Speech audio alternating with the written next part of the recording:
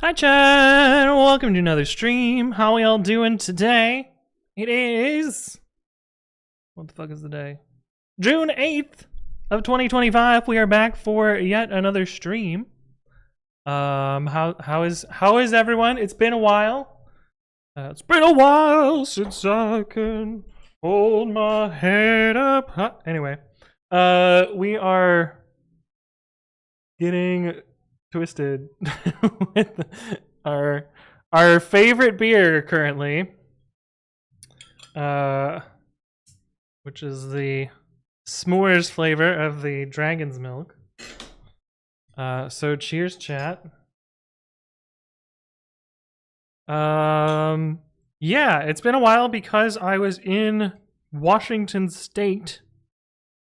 My cousin got married. Well, technically she was already married, but now she is both technically married and has had a wedding.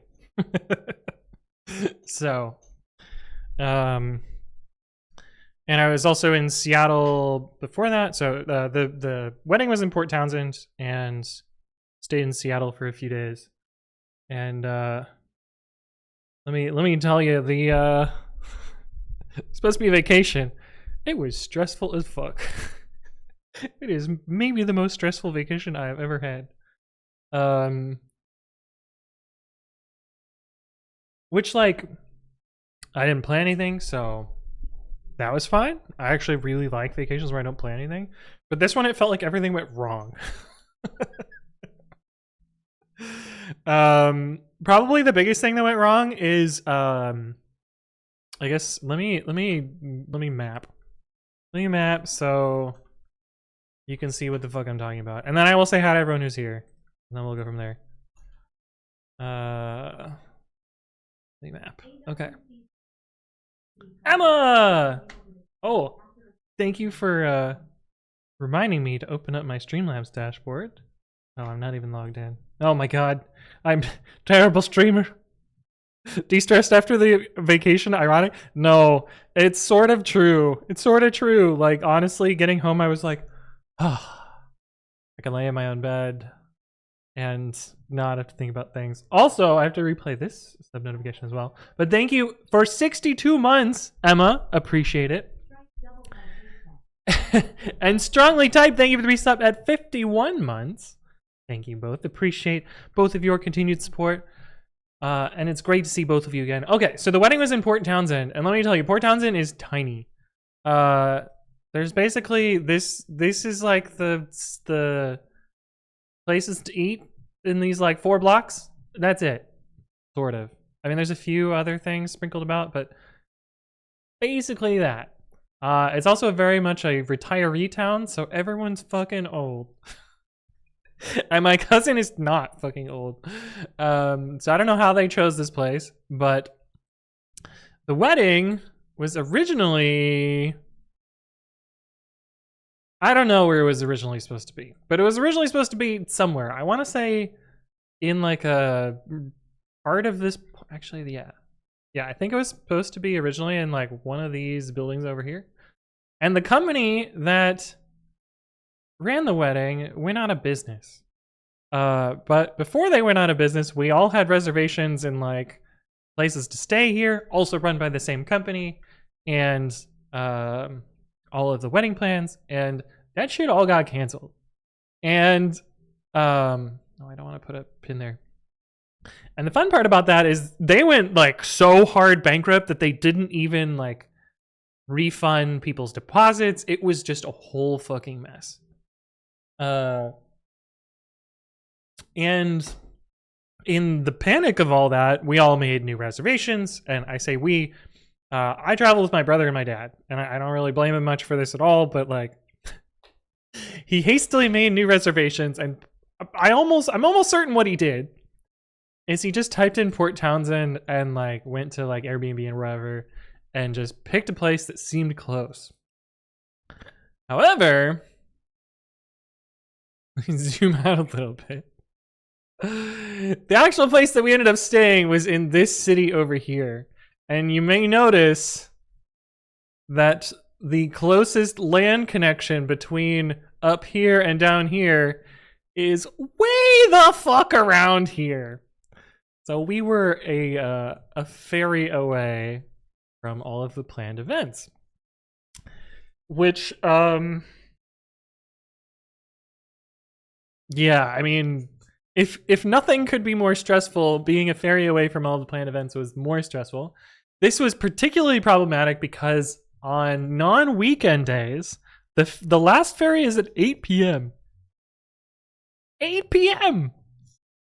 Which, like, well, one of those days we had a 7:30 dinner planned.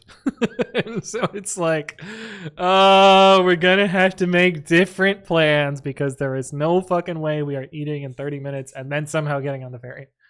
So for that night we just like got a motel.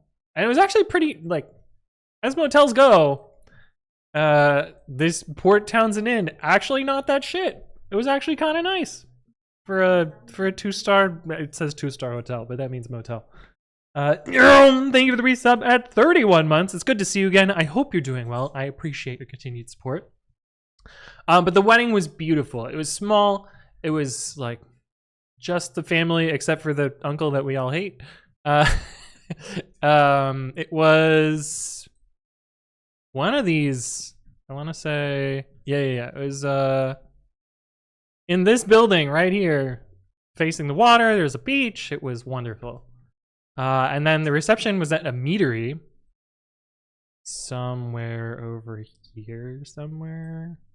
I don't know. Oh, right here at this meadery, which was also amazing.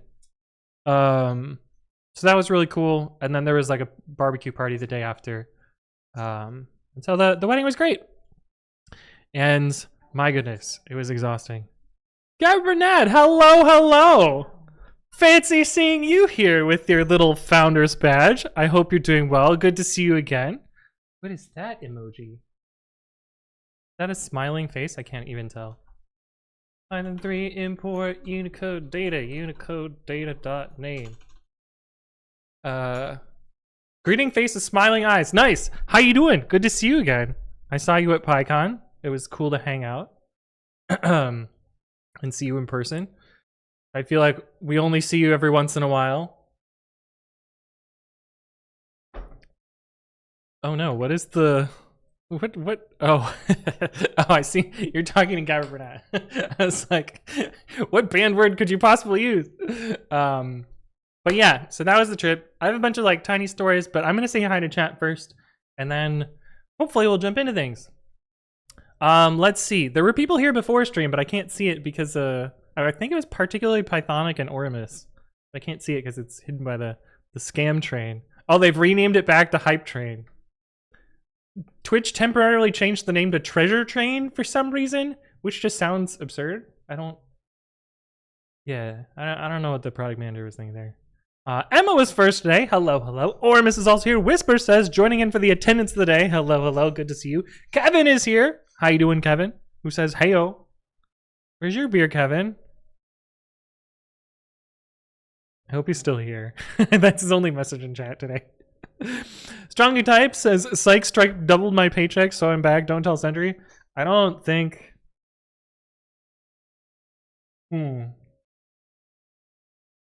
If Stripe actually, if Stripe doubled my take home, my base salary, it would be less than my total comp when I worked there. So they would need to do more than that. And yes, the MOTD is still cursed. Papa Kumar P, hello, welcome back. Good to see you again. It's been a bit. I feel like you haven't been here in a while. When was the last time you were here? A month and change ago. Welcome back. Good to see you. I hope you're doing well. MOTD has Marsha written all over it. I don't think the MOTD is actually Marsha's doing. I think someone else did that. Handling kids, 2 kids that won't go to bed at the same time. Hey, there you go. Good to see you. Hello. Got some yolks from the bot. Failure is not an option. It comes bundled with your Microsoft product. I feel like those were funnier in like the 90s. I feel like they're less funny now. the joke about Microsoft specifically. Orman says, I made a mistake. I started working through crafting interpreters and I have no idea what's going on half the time. I've not internalized what's going on at the architecture level, so even though I've manually written out all the code, I don't think I can debug an issue. Fuck. I know that feel. It's like, it's why, well, it's personally why I don't like going through tutorials. I'd rather just like figure it out and hack through it myself. Whereas if I go through a tutorial, I feel like I'm just like doing the steps to do the steps. I'm not actually learning the bits that are going into it. And so sometimes I'll go through a tutorial and I'll just be like, I have no fucking idea what this output is. How did I get here? Which is not great. But perhaps you're in that same deal, and I don't know, reviewing can often help, or like intentionally breaking stuff and trying to figure out how it works. Often help. JJMC is here. Hello. Woos is also here. Welcome back. Good to see both of you, as always. I say as always. You do go to most of the streams, so it seems appropriate. Papa Coomer P says, good morning. It is slightly afternoon here, but good morning to you. Shining Type says, I won't be in Chicago, unfortunately, but I'll be at Anime Expo. You want to meet? You can cosplay and come over. I've actually never been to an anime convention. I don't really watch anime that much, or at all recently, to be honest. But I know a bunch of people that enjoy it and go there. Belwana is here. Hello. Try to explain the problem to a taxi driver. That usually helps. Good to see you again, Belwana. Dragon's milk is so good. Ashley's here. Says it looks a lot like Guinness. Yeah, a lot of stouts will look a lot like Guinness. Although this is carbonated. Oh wait, no, it isn't carbonated. Carbonated? Pretty sure it's carbonated. It's not a nitro. I'm pretty sure Guinness is nitro. Actually, I should just taste it.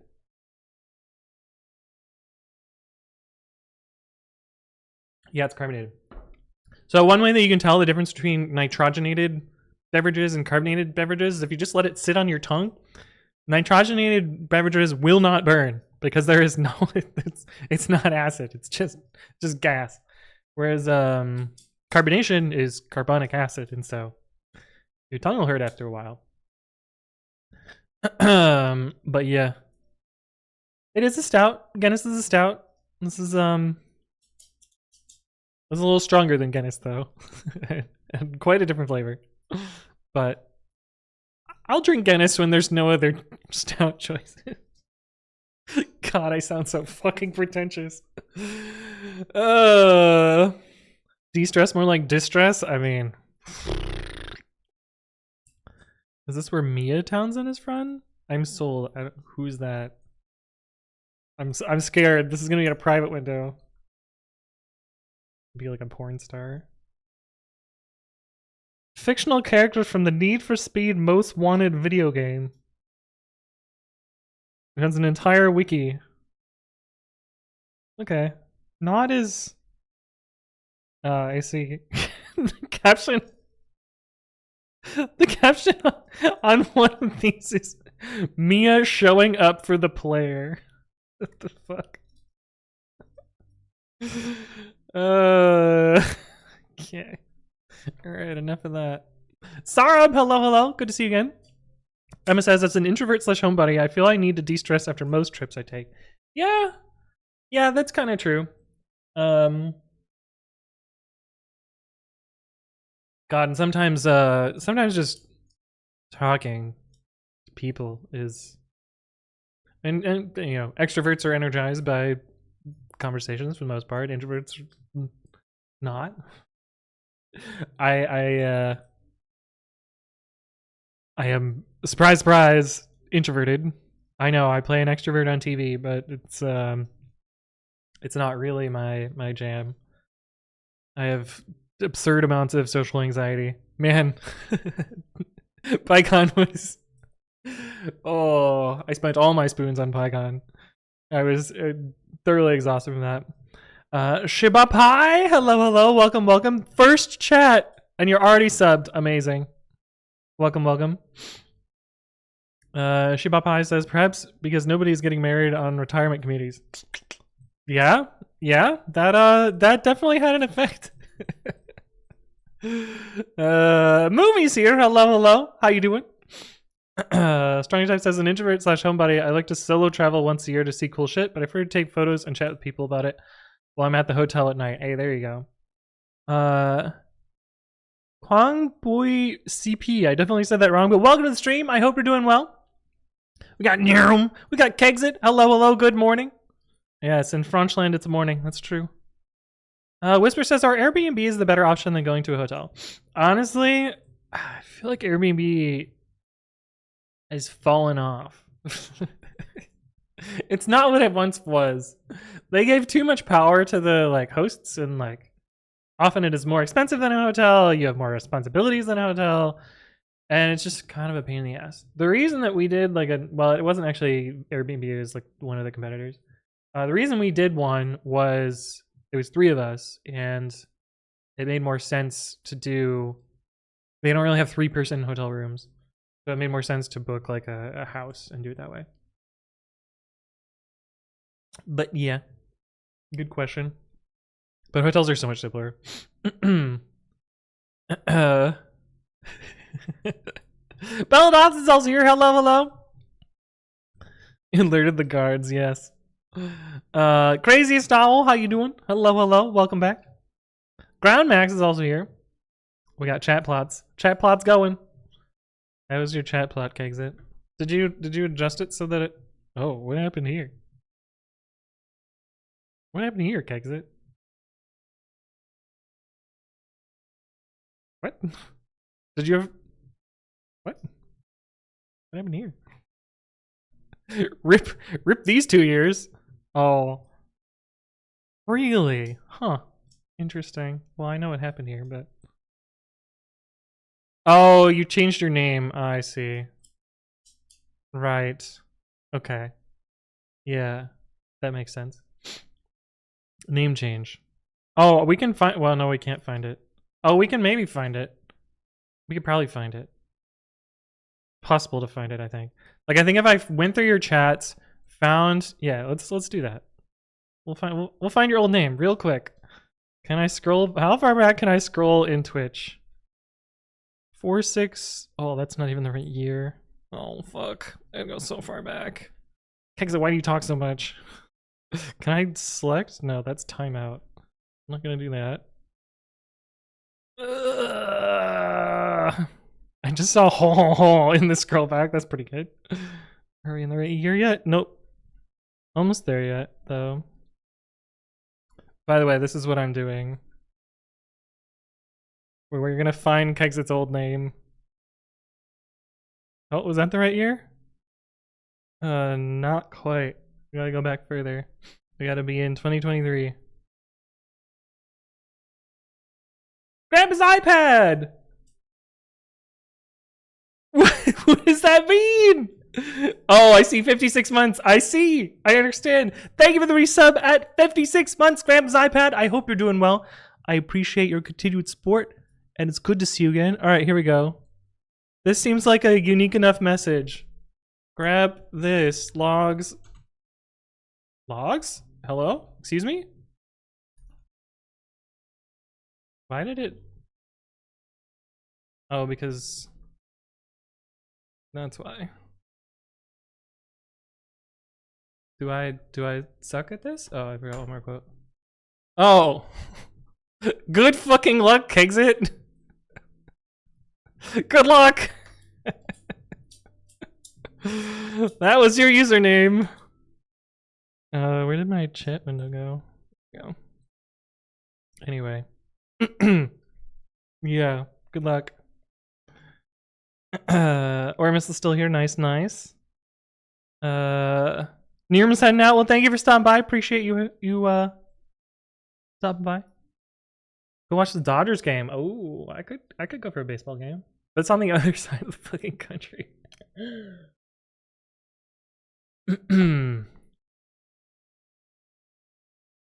Ah, perfect. MOTD has been reset. We're free from whatever cursed nonsense was there. Nitrous dots are overrated. I feel like some of them are good, but yeah. Carbonated beer doesn't make burps louder. It can. Surprise bees! Yo! What a good name! Surprise! Welcome to the stream. Hello, hello. You've been here before. How do I not remember you? I guess because it's been almost a year. You have like 2 emote-only messages. Man, you've been here a long time. Way back in 2021. Hello, hello. I hope you're doing well. Surprise! Wolford's also here. Evening, Earthlings. How you doing? Mia Townsend is like the childhood crush of every 90s kid. I can believe it. I can believe it. Def Can't Game, hello, hello. How you doing? Completely get that. I can fake being extroverted, but I'd rather not be. How far behind am I in chat? Oh my god, I'm so far behind in chat. PyCon is always so draining, but like really fun at the same time. Yeah, I find it really nice to like meet all the people that I only see online in real life and be like, oh, it's you. Hello. And then chat about nerdy shit. And then, yeah. PyCon's pretty fun though. Emma says, probably didn't help that I stayed up until 2 a.m. Pacific the night before PyCon packing. Oh god. I had a similar problem, but I lost sleep on my own volition because I was out partying with Run Club. You'll believe hotel prices in some parts of SF? $5.50 a night? Yeah, that's SF for you. Sequel wizardry coming up? I mean, I guess we could put this in. Oh shit. Oh, no, it worked. There we go. We could put this in here for Kexit. Test chat plot. Kexit. And do we get better chat plot now? Wow, it's filled out.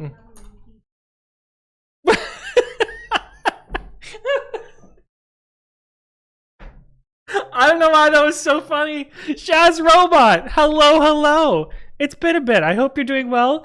AWC Banjo. I fucking love that. How you doing? Good to see you again. I hope you're doing well.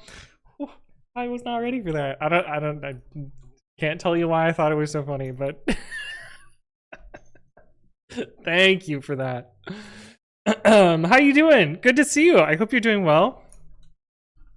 Add Korean Kexit. Yeah. Yeah. I'm almost certainly gonna have to rebase because of frequency. Yeah.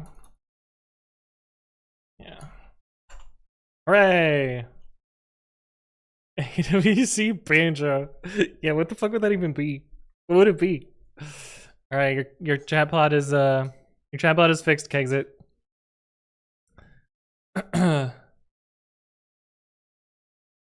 What is Kexit anyway? Is that like an Emacs command? You know, I don't actually know. I don't actually know. Getting exposed? Yeah.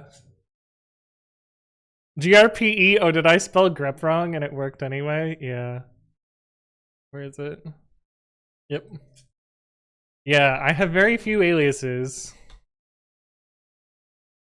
No, don't show that one.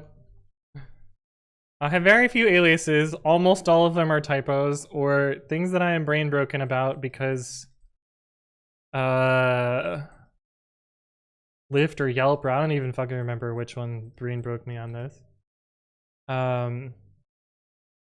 Memes and coloring. And this is it. That's my aliases. But yeah, grp. I also have grp here too. So, and Comet. So that's it. I don't do too many aliases. Pronounce Gurpy, yes. Wusa says, my chatbot says I'm getting more confident to chat in Anthonk streams. Nice. What is Wolfred's? Although, Wolfred, I don't know if you've backfilled all your names. Because, I feel like you've been Papa Wolfred for a while. And, there's other names in here that are missing. Difficult to say, though. Jeff Kent Kame says, I'm doing. Nice, nice. Chazarot says, hello, WTF. Where did all these video views come from? Holy shit. Also, hi. Also, bye. Just had time to stop by. It's all good. Are you talking about my YouTube channel? Yeah, it's been popping off a little bit. Been popping off a little bit. I mean, popping off in that, like, oh yeah, my bad videos get 3,000 views. But I don't know. This one, I'm actually surprised that this has way more views than this does.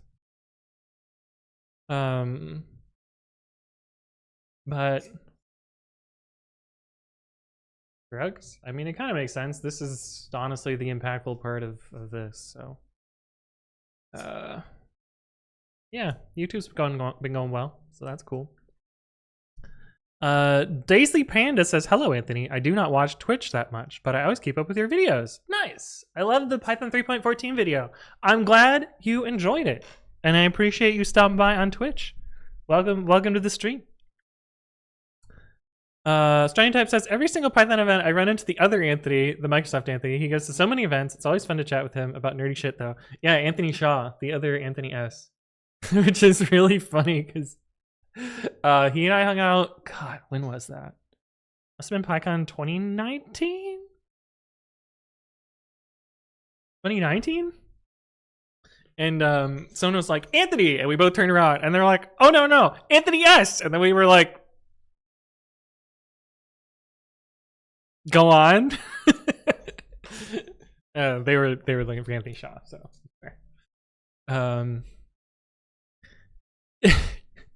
it is kind of funny though when we were hanging out. He kept calling me the better Anthony. I'm like, no, that's not fair. That's not fair at all. That's not fair.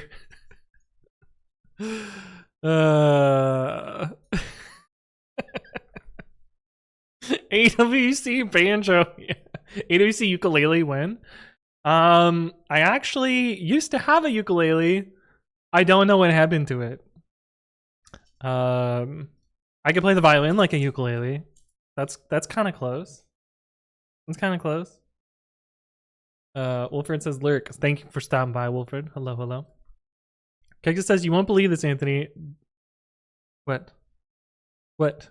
Where's the payoff? Where's the payoff, Kexit?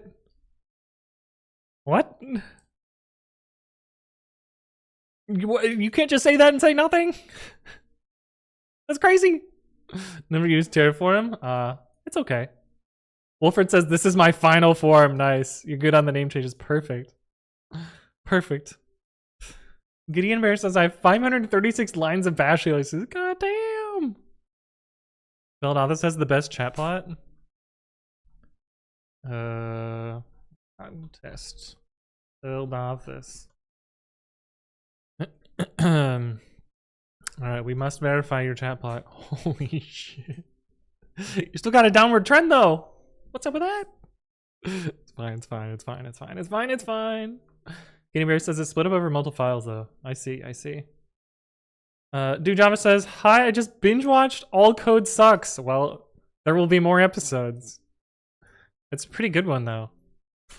I like how many do I even have of that now? Playlists. All Code Sucks. View playlist. It's only 13 videos so far. There's way more shitty code that I have not highlighted. But some of these are pretty wild. I actually have like 5 more of these why didn't this test fail type videos, because there's so many stupid things you can do in tests that just don't work properly. But yeah, I like these videos. And some of them are sometimes my code. This one is wild. Yeah, I've made this mistake a bunch of times. This one I made the first time I used no return. I didn't know what I was doing. But yeah. Some of the aliases are functions that could as well be separate scripts, so that makes sense. Grandpa's iPad said that I watched the T-strings video in the shower. I feel like you sort of need to take a shower after watching the video. So you were just doubling up at the same time. YouTube won't tell you that metric. True. Imagine if it told me where people watched the video. 604 people watched your video naked. Okay, YouTube. I didn't need to know that.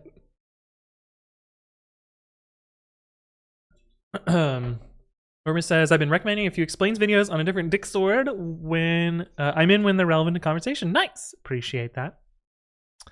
Do you have any idea how little that narrows it down? Oh, I don't even know what I said.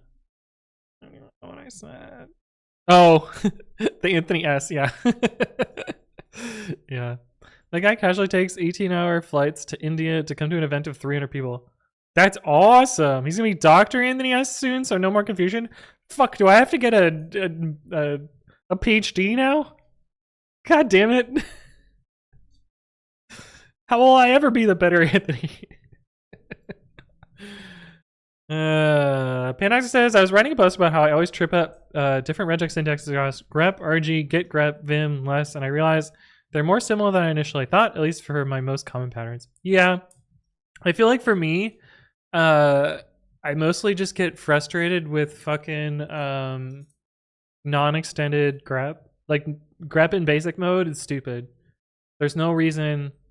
Oh, you made a PR. Oh, I see. I understand now. You made a PR exit. Grep in normal mode is dumb. But we should just kill that. Can we just edit POSIX and be like, yeah, no, extended regex always.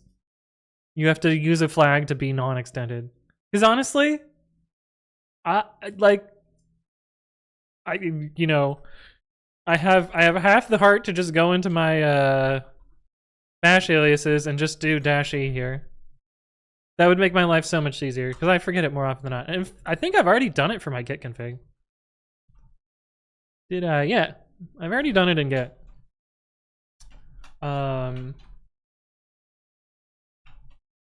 So like,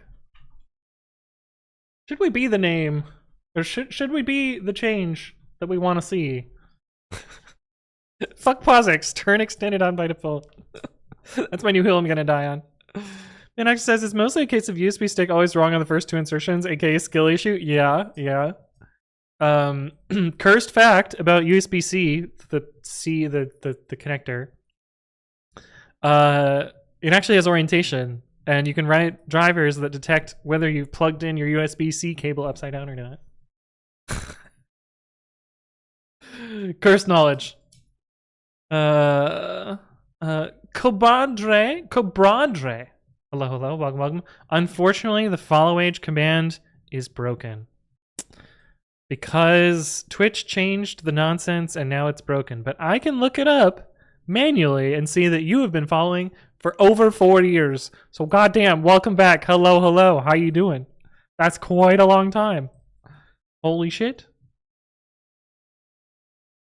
When you first joined, you were asking about learning Python. Have you learned some Python?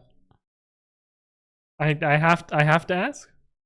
Mel says sorry. Also, this pandemic stream spikes. Yeah, we used to stream all the time. I want to get back to that at some point. The other server's also here. Hello, hello. Dinner time for you. Sounds good. Sounds good. My main grep is my main gripe. God damn it! I read the word gripe and I said grep. Escaping quotes in bash. Yeah, yeah, yeah. Makes sense. Makes sense. Alias grep equals egrep. I don't think egrep is a thing. Well, I do have it. So are you an alias? Oh, it's actually a binary. Oh, weird. Yeah, but I would probably just put -e in my already grep alias, which enables color. Have my git commit messages break because I write don't to them and it closes the quotes instead. Yeah, I run into that all the time. True is true. Having the title Doctor is easy. Change your name to Doctor first, Anthony middle, Satilli last. Yeah. Well, I could even have 2 middle names, so I could keep my current middle name, although maybe I don't want to keep my middle name. Fuck, turn on PCRE by default? Oh my god, PCRE is so much better. Yeah. Yeah. Annoyingly on macOS, you can't just do grep-P unless you have GNU grep. So That drives me up a fucking wall. But I usually install it through brew and then overwrite it and break some macOS specific scripts. And I'm like, well, it shouldn't use shittier nonsense, blah, blah, blah. But it's the way things go. Pins are on different sides. Wait, what? Someone talk to Zach HD? Doesn't that person have a PhD? I thought they had a PhD, or am I just braining it because how do I even look them up?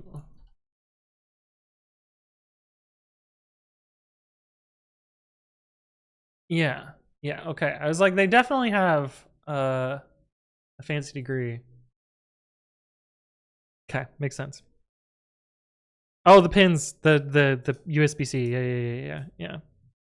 My USB-C being upside down is going to be in my nightmare. I was thinking of flipping my USB cable when debugging anything now. What have you done? I've ruined USB-C for you. Or they're in a PhD program. That makes sense. Zach should change his name to P so he can be PhD. There you go. I kind of want to make the cursed USB-C with an FPGA board. I think you can even do it with just like a oh, this is a micro, but you can get the USB-C version of the Pro Micro, and I'm pretty sure you could write your own cursed driver there. Anyway, I did want to tell one funny story. I have a bunch of funny stories, but I'm going to tell this one specifically because I think it's the funniest. So I'm at the wedding reception afterwards. We're at a meadery, and lots of meat had been consumed. And I'm sitting at a table with 3 of my uncles. No. Yes. No. Yes. 3 of my uncles. Frank, Joe, and Larry. And I just sort of have my hands on the table, and well, you can't really tell from that camera, but I have fairly calloused hands, as you can see here. And my one uncle goes, "Are those calluses on your hands from gaming?" But I'm like, I could you imagine playing video games to the point where your hands are calloused like this? That would be fucking insane. And I'm like, no, it's from rock climbing. And my other uncle goes, "Oh, I thought it was from something else." And so I said, "Yeah, that's why it's on both hands." Anyway, that's my tiny funny story about the calluses on my hands. It's from rock climbing, promise. But Orma says, "Do you like meat? I bought some when I was in Devon a month or so ago, but it was too sweet." Yeah, I do find mead to be pretty sweet. They did have a dry mead at this meadery, which was actually kind of fine. Like, it was just a subtle hint of honey rather than being like, "Fuck honey in your face." And so that was pretty nice. I think they called it a bright mead rather than a I don't fucking know the terminology, but whole new meaning for hard as a rock. Yeah, exactly. 7CCHG. Welcome to the stream. I hope you're doing well. But yeah, that was my rock climbing story. Oh, okay. I will tell another story that's less funny. I've actually run every day this week so far, which is it's been a while since I've done run every day, but let me tell you, that was not my intent. Actually, it sort of was, now that I think about it. I was planning to go to a run yesterday, and okay, so oh wait, no, I didn't run Monday. Okay, ignore Monday. Tuesday is normal run club, so I did that. Wednesday, I was bored and I was like, I need to run. I'm gonna curse someone out in work Slack, so I'm gonna go for a run. Went for a run on Wednesday. Wednesday also was a organized timed unofficial 5K through the run shop that organized my run club. So I went to that. So I ran twice on Wednesday. Thursday. Why did I run on Thursday? I must have just been bored again or frustrated. So I ran on Thursday. Friday was another 5K, or timed unofficial 5K, but north of here. Right? Did I say Friday already? No, that was Friday. Saturday, there was a run that was also extended from those other two unofficial timed, untimed, unofficial, whatever the fuck it was, where we were going to do a trail run. And so I got up really early to go to the trail run, and my car had a flat tire. And my other car didn't have enough charge, so I wasn't able to make it to that run. So, and I didn't realize the flat tire until I was like several miles away from my house. And like the little light goes on, and it's like, you have a flat tire. You should pull over immediately or find a place to take your car and get it fixed. And I was like, fuck. Okay. Fortunately, I had my running shoes on already because I was going to go to that other run. And I pulled into a tire shop, and I was like, well, and they were like, oh, we don't know how long it's going to take to fix. We don't know whether you're going to have to replace your tires, yada, yada, yada. It might be all day. And I was like, well, fuck, I have my running shoes. Fortunately, I had like stuff. I had like a backpack in my car. So I just like threw all my shit in a backpack, and I ran home. Didn't intend to run home, but I was like, well, I'm close enough. I don't really want to sit in a tire shop for however many hours. And so I ran home. I haven't run with a backpack in a really long time. Let me tell you, it fucking sucks. I do not have like the proper, I have pretty quiet upper body when running, but not enough to like have a backpack continually slapping into my back. So instead I carried it. I switched hands and carried my backpack home. So that was when I ran on Saturday, and I always run on Sunday with Run Club. So I did another run today. But yeah, I've done a lot of running this week. Turns out the flat tire on my car was this little itty bitty piece of metal about this big, teeny fucking tiny. And that was lodged into the middle of the tire and enough to cause a slow leak that turned the little Noyatron on. But yeah, crazy thing is, I was like, I went to pick up my car, and actually picking up my car by myself is really annoying because I'm just myself. And so what I ended up doing is driving my second car, parking it nearby, driving that car home, and then riding my bike to pick up my first car. And so that's how I got both vehicles home. It felt like one of those puzzles where you're like, you must take the fox and the turtle across the river, but the wolf will eat the fox. That was fucking annoying. But I went to go and like pay for the fixing of the tire, and I'm like, go get in there, and it's like, oh yeah, your car's ready. I'm like, cool, yeah. Like, how much is it gonna be? I get my credit card, and he's like, oh no, it's free. I'm like, what? In what world would like several hours, probably not several hours, but probably like some number of hours of labor be free? And he's like, yeah, no, it's fine. You bought the car, right? And I'm like, yeah, it's my car. He's like, yeah, just if you ever need to change, when you need new tires, just come here. It'll be fine. And I'm like, okay, deal. When I get new tires, I'm that's where I'm going. But I was thoroughly surprised that he wouldn't let me pay him. Zillium X1, thank you for the follow. Welcome. I hope you're doing well. And welcome to the stream. Kids are asleep. Welcome back, Kevin. Congratulations on putting him to bed. K-Merc, hello. How you doing? How far each day? Not actually that far. I've just run basically, well, I'm not running that far every day. Just a 5K each day. Let's see. I got my running spreadsheet. I have to update it for today. This is in freedom units though, so it's bullshit. Oh, I forgot to put in here 5K at 24:00. And today I ran 6 miles and I went climbing. Yeah, so not that many miles. Just 22 miles this week. In kilometers, that's what? 38-ish?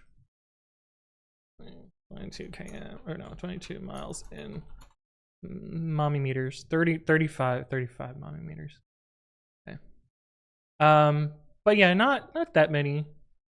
It's crazy that my biggest number of miles in a week, I was in San Francisco. But yeah, anyway, running spreadsheet. Hooray! Kevin says, so I've been nerding out on a game totally by accident. Which game? MBS Ubuntu, hello, how you doing? Good to see you again. Orma says, I'm working through Couch to 5K again. I've completed week 6 or 9 so far. Okay. I actually have never looked at a Couch to 5K training plan. Do you have like a time goal? Because maybe I'm wrong about this, but I feel like maybe even just more in better shape.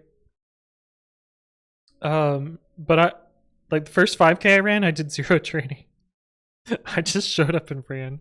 And actually, you can find the results of this site, github.com, 5K, Anthony Satilli. You can find my first 5K on GitHub, which was a 26:39 with no, look at this tie. This is the person that I ran with for almost the entire run. No idea. No idea who they are, unfortunately. 5K pace calculator. And it was fucking cold because it was in Montreal. And 5 kilometers, 0. Was it 26:39? Calculate. 8:35 pace, which is not bad. That's pretty fast for absolutely no training. Considering pushing myself to try for a 10K? Hell yeah! If you can do a 5K, you can do a 10K. Easy. Breaks the runs up and slowly builds up to a 30-minute run. My last run was 25 minutes straight. You're probably ready then. You can do it. I believe.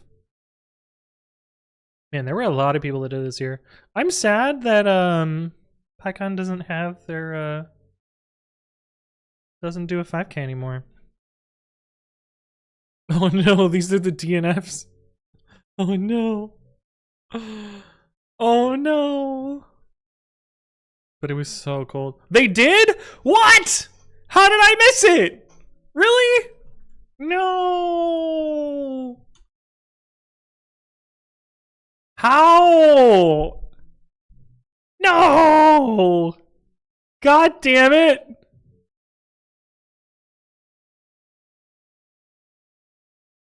No! Oh, is it an open space? Was it an open space? Is that how they did it? God damn it! I would have wanted to join. Fuck. Well, next year. I mean, it used to be an official part of PyCon. Like, there was an official sign up as part of buying your ticket, and like, oh, the other Anthony organizes it? Oh, well, shit. That would make sense, because he is a runner. I beat him in 2019, though. PyCon 2019 5K results. Do they not have results? Maybe they don't have results. But I beat him in 2019. Do I have my time for that somewhere? I'm pretty sure I put it in my running spreadsheet. 2019 would have been May 5th. May 5th. I wasn't even that fast. It was 22. 22:39.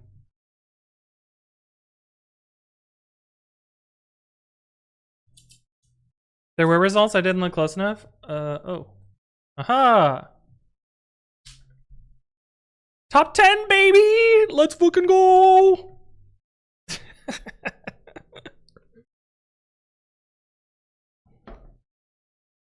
Yo. Hell yeah. Other Anthony. I am the better Anthony. No, don't tell him that. But fuck, if there was one this year, I'm sad. I'm sad I missed it. Hey, 7-stream streak, MDS Ubuntu, let's go. Okay, we need to actually write some code because it's been an entire fucking hour and I haven't done shit yet. Oh. I see Kexit made a PR to add Korean Kexit in the... I already did that.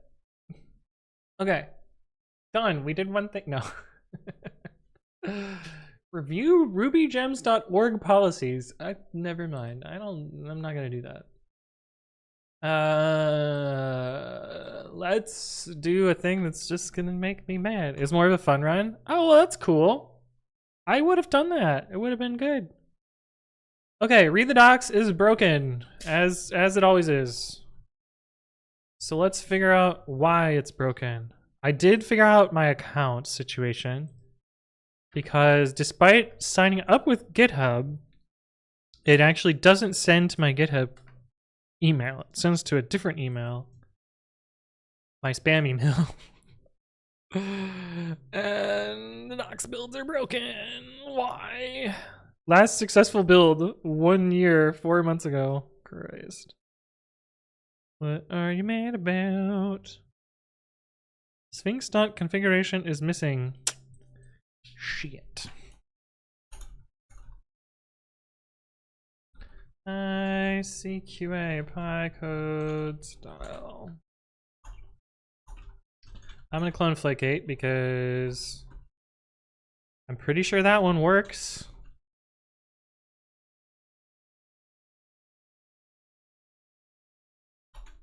Pretty sure that one works. Oh, we don't even have this. CP Flake8. Where did I clone this?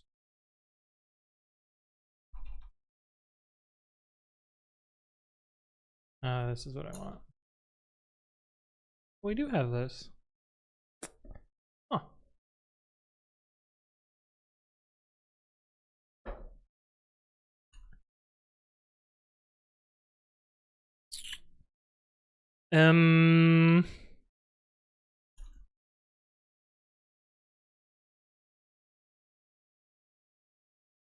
Somehow don't think that this is gonna work, but we're gonna try this.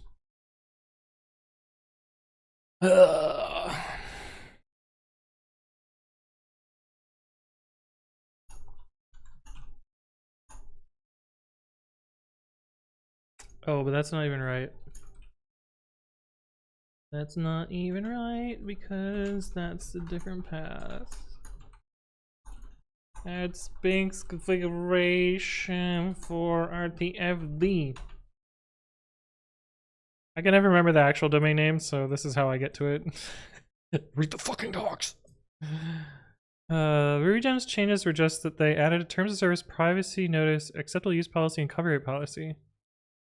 Somebody probably lawyered up and they went, oh shit, wait, they haven't had one until now? That's crazy. I even have one for pre-commit CI. That's wild.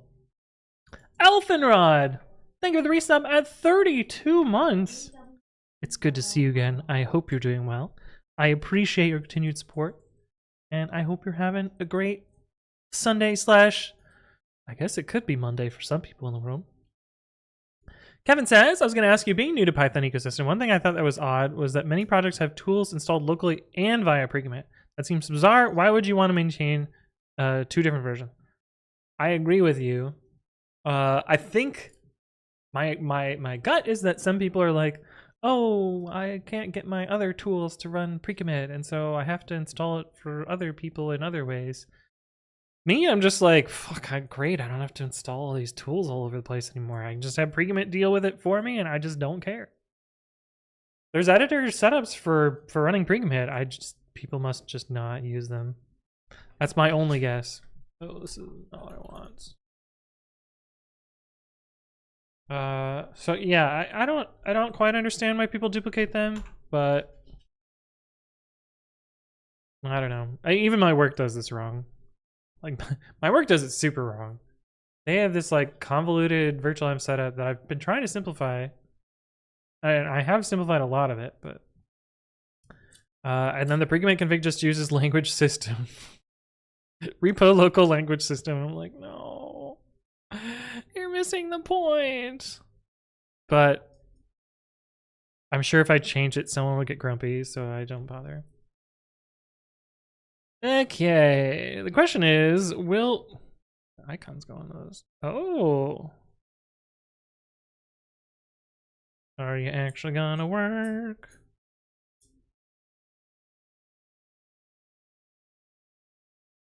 What the hell is that? God, read the docs is such a fucking pain in the ass. It's always broken. Always broken for some goddamn reason. Please work. Why does it need to upgrade pip and setup tool? Oh my god, the build screen! Bless. Amazing. Does this mean it's been read on all these other pull requests, or were they just like, yeah, no, it's fine? What was it here?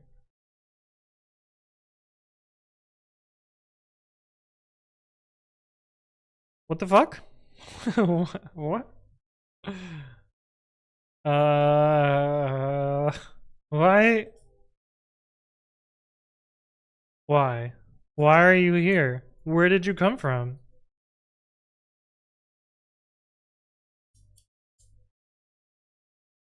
Oh, I hate read the docs. Ta-da! Now the question is, does this actually fix the build? Updated documentation. We gotta wait for it to build, of course.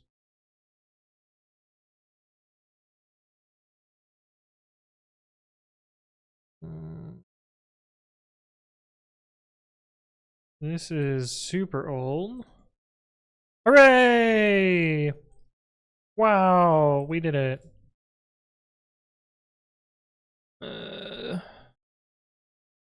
Why does this look like shit? I guess that's just what the code block looks like. Alright, latest docs should be up to date now. I should probably link the PR. 1285. 12885. Oh my god. Wow, we completed a thing. Good job, us. Yeah. Okay. We got some failing up dogs to do. What's up, dog? It's what we call the recommit auto update day. And this one is failing, and this one is failing. Got two of them. I'm pretty sure they are the same problem in one way or another. And I'm pretty sure it's Jericho's fault, because it's always Jericho's fault. Yeah. Oh, also, I forgot to do open sources last time. Stand pause. Hello, hello. How you doing? Did we do these on stream? I don't even remember. No, I want to say I did these on the airplane. When was the date? May 23rd. What date was that? 23rd. Oh no, that was on stream. Was it on stream? I think it was on stream. Anyway, we fixed T-strings for a bunch of shit. Yeah, no, this was all on stream. Okay, never mind. We don't have any updates. No open source updates. Okay, why is this build failing?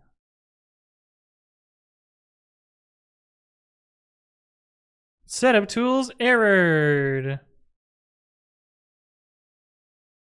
Could not find setup tools. What the fuck?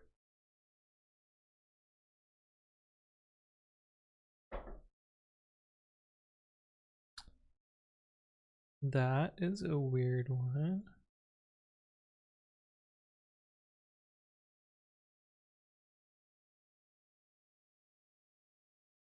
It is a weird one. Is this a change in pip or a change in setup tools? GitHub pip.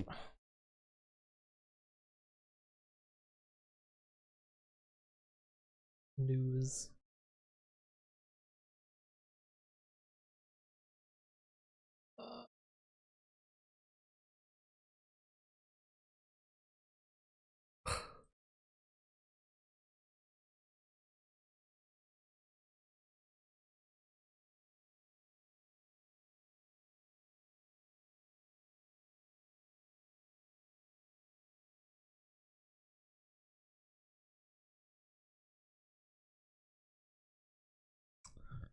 Feel like that is not it. Hard to say. 10 past says I'm doing great. Neighbors brought some cookies and other delicious stuff. Damn, nice. So weird like coincidence. I was literally thinking in the shower today, like, I should bake cookies and then give them to my neighbors.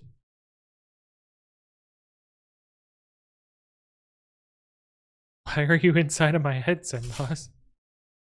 How did this happen? Alright, I guess we'll just run this locally and see why it's fucked. Because I don't completely understand given the output or the pip changelog. I feel like it's setup tool's fault though. Which seems weird. Doesn't seem right. Is this Python 3.12? No, it's 3.9. It's super old. Like it seems to have built the wheel. Maybe it didn't build the wheel, maybe it just built the SDIFs.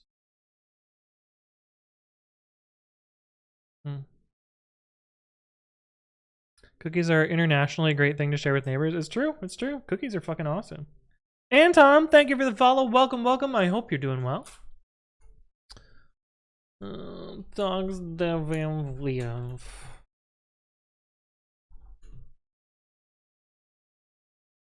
Macfail one.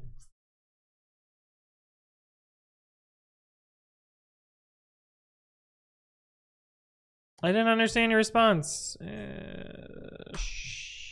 No, we're in a temp directory. Oh, that fucked up everything else.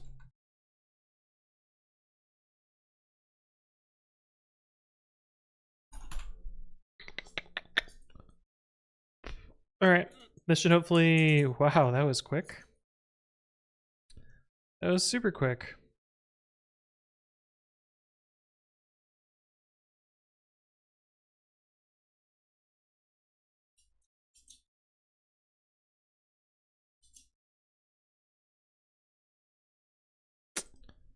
Huh.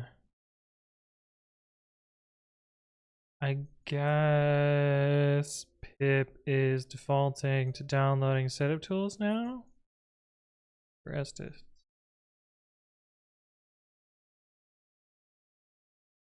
What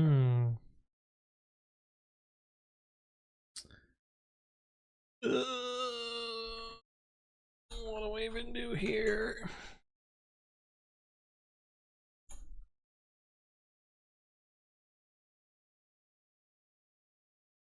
Oh, look, it's OCF lib. It is indeed, Emma.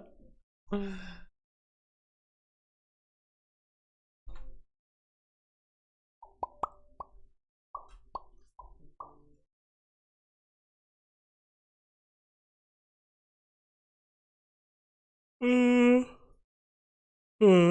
think we probably need to put setup tools in this thing.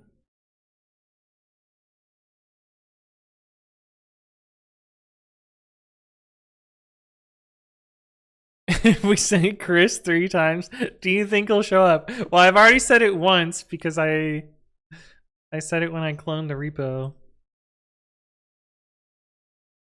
He does stop by stream occasionally. I should go visit him. I haven't seen him in forever. Pip install pip.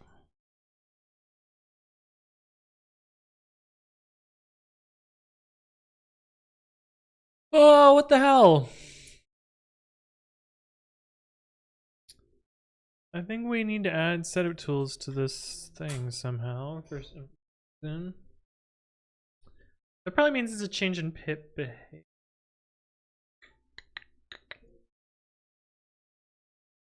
Or no, you know what it is? You know what it is? I bet it's OCFlib change. I bet OCFlib added the forbidden file. Aha! No, that was a year ago. Oh god, the other forbidden file with no commit message?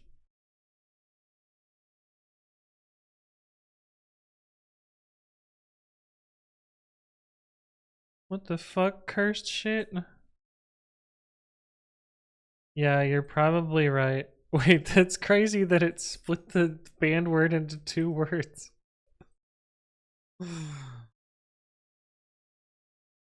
This is weird. There's no commit message. I think they did that on purpose. Wait, where's their dependbot config?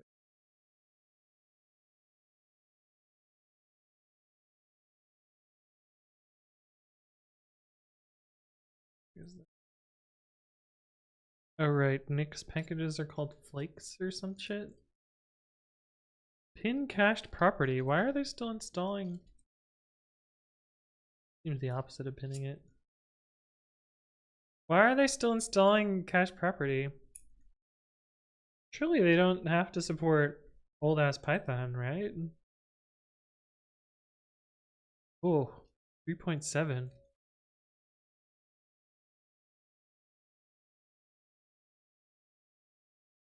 Well, not my fucking problem. Why was my message modded? Because you used a banned word. Because of the banned word. So I don't think anything actually changed here, which is weird. This isn't setup tools either. Wait, why do they have this file?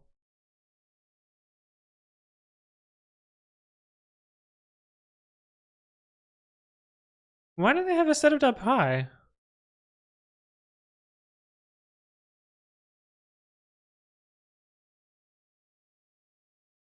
Are they in some like weird fucked up half Python or half poetry, half not realm?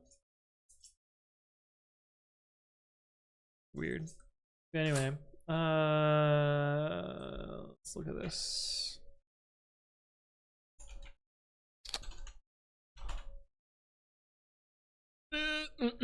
Packages. What is packages? Packages is this.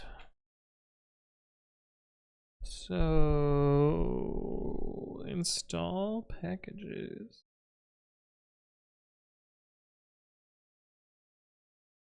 Well, I think packages are given names into path.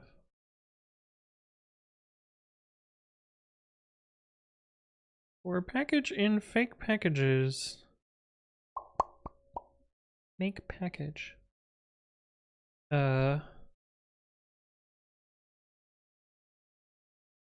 Packages? Packages. Why? Oh, I see.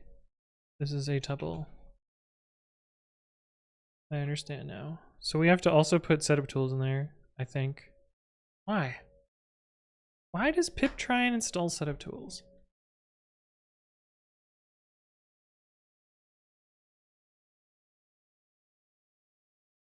Oh, because it's an old ass version.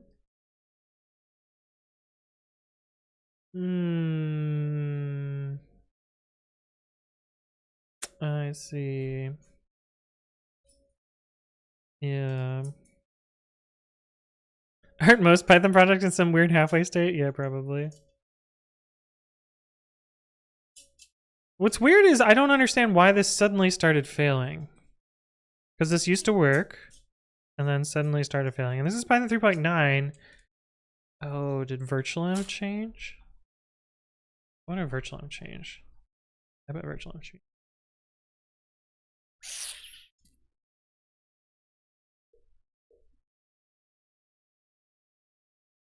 Not that one. This one. Oh, SetTools is still embedded here. Wheel is no longer embedded. Oh, That's probably what it is. That's probably what it is. Oh.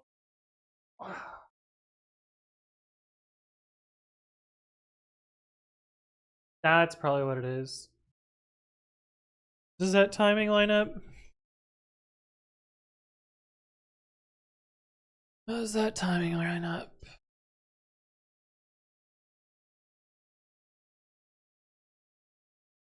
I didn't even get this.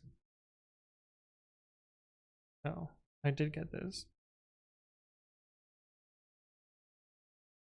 Oh, they might have actually fixed an important thing. But they also did a bunch of nonsense since that didn't change anything either. This should have gotten fixed. But I think I only read the first part of the patch and was like, what the fuck are you doing? And closed it. Anyway, March. Oh, we got a big window here. This is May 26th, and this was April 2nd. So I guess it's actually a pretty wide window. Oh, except there was only one release, and it was May 5th.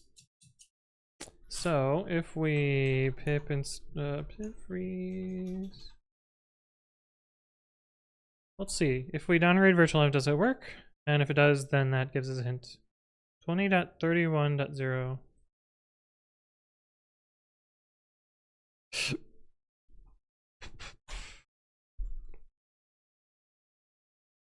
Hooray! Whoa. Never mind. Preemptive. Oh, but I gotta set the, what is it, virtual env no download?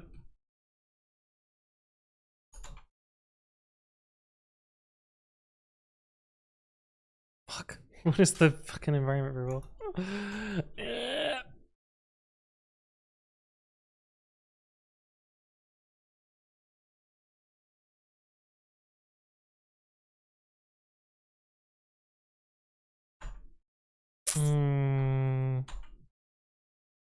Wait, did I get rid of it?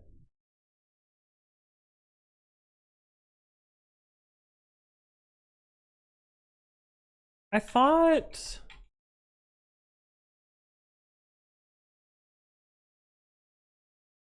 I set the environment variable here.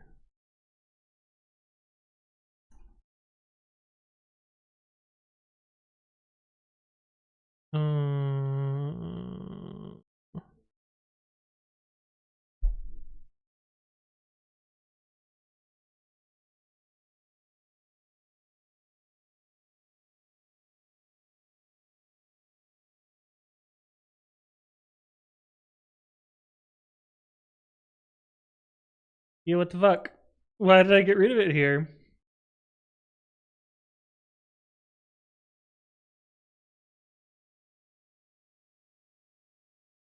What the hell? That must, oh, you know what it is? I think virtual env flip-flopped on the behavior and I just never put it back. But that must not be what I want. Virtual env if equals embed.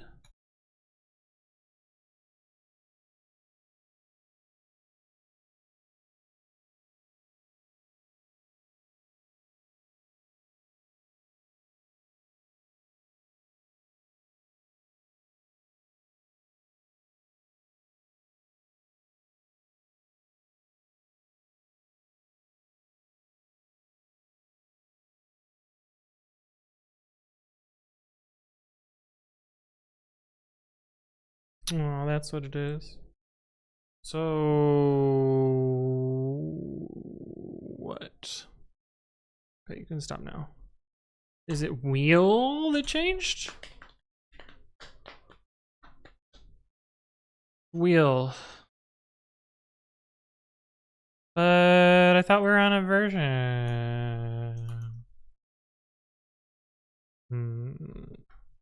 20.30.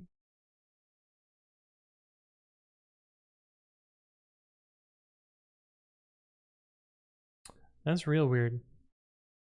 Anyway, I'm gonna go fill up my water. I will be right back. Get another beer? I'll get another beer. I'll fill up my water, get another beer. I'll be right back, and I will see you in a sec. That's not the right button.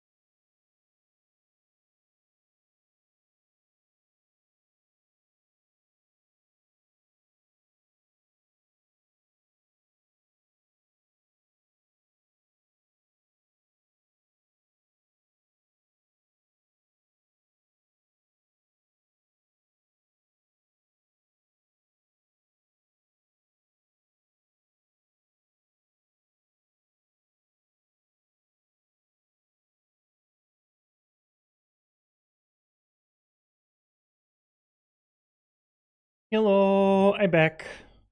I decided that I don't really want to kill myself, so we're just having a blue moon. I don't need another 11% beer.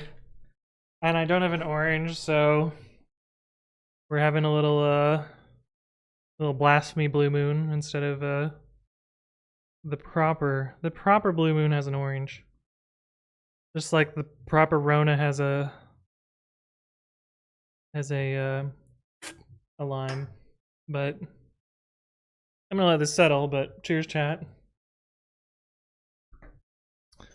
Oh boy. Alkalon, hello, hello. It's been a while. Good to see you again. I hope you're doing well.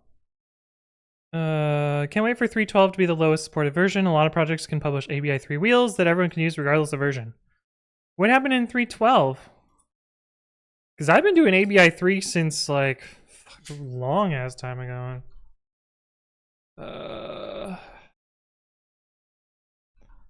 What would be my first? Is my first ABI 3?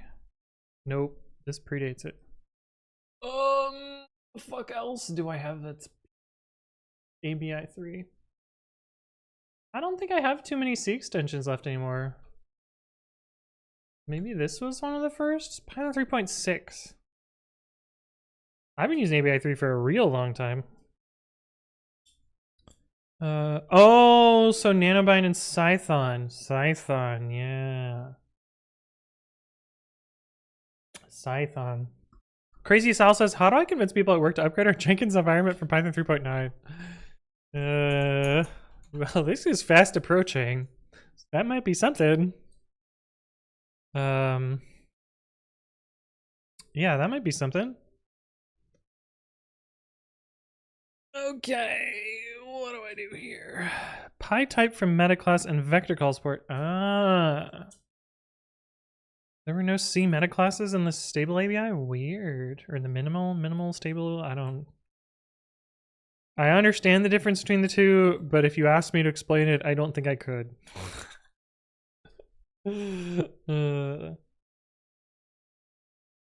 Limited ABI. Okay. Yeah, that's what I thought. Yeah. Or that's what I'm going to say I thought. I'm pretty sure in my mind I don't care about the difference between the two. Limited API, stable ABI. Yes. Yeah, that makes sense. Yes. I wish that was convincing enough, says Crazy Sal. The other thing is you could just do it. Just send a patch and be like, bitch, merge my shit. Let me help you, help me, help you, help yourself.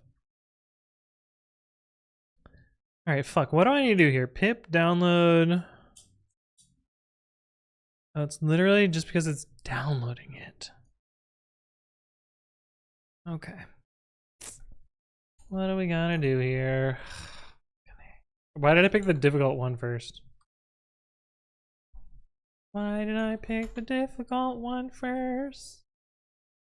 Oh, it literally just makes a plain old setup.py. Huh.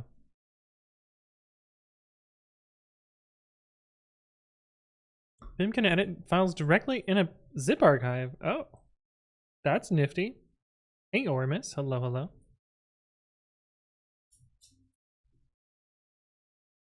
Oh, god damn it. Even with download, pip insists on extracting the downloaded packages in order to find the dependencies. We can't just make empty files. I agree. We also need to put setup tools in there somewhere.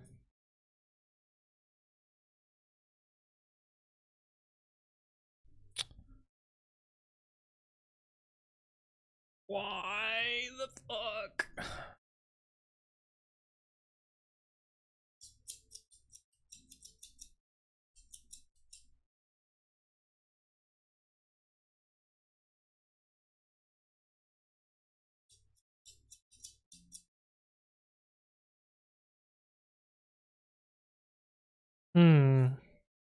I wonder if there's a simple fix and then a more complicated fix.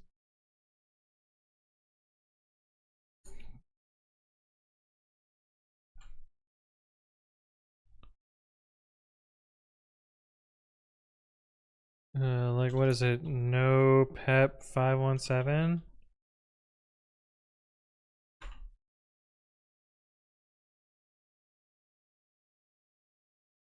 Fuck. Why do you need the fucking stupid ass options? There's use pep 5. No, it's no use.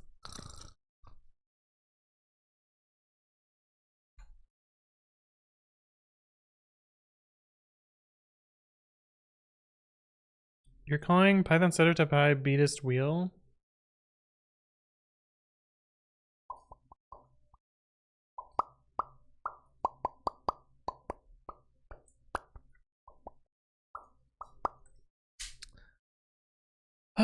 I think if I just update the virtual env then.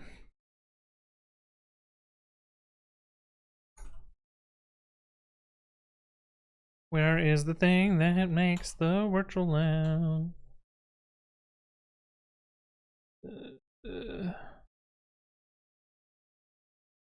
Pip equals version. Where do you come from? Oh, install pip.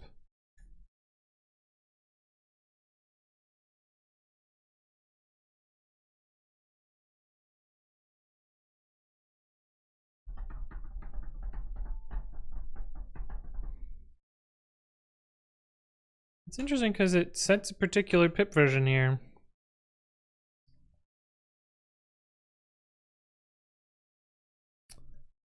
So what if we just blindly install the latest setup tools and wheel?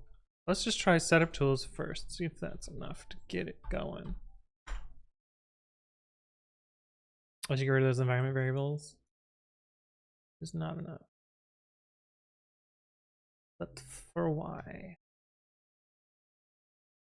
Do I also need wheel? I mean, that version of pip is pretty old. Perhaps if we update that and do this? Then I don't know what to do. Yeah, that seems to be passing now. So what if we change you to do this, and we change you to be 25.1.0, or is it 25.1.1?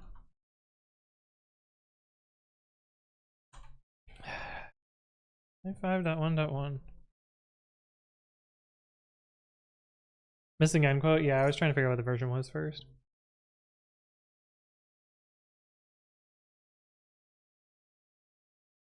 Okay, so now it's always installing setup tools, even though it's already there. Fucking A. God damn it.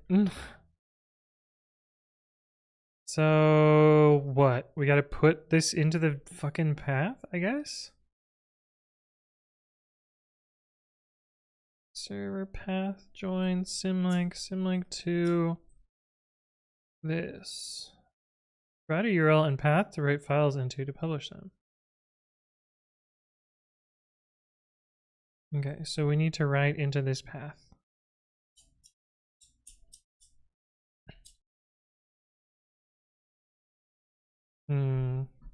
That's really annoying.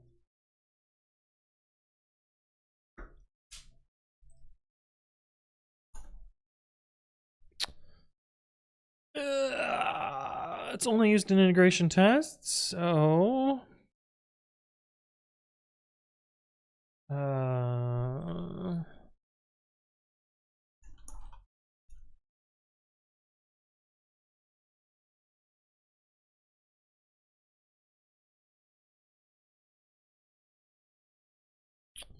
oh, we don't really have a pip, do we?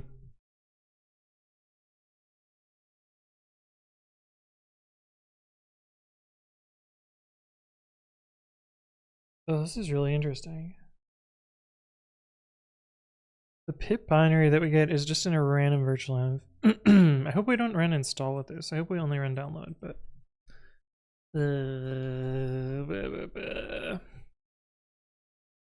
I guess we could sys.executable.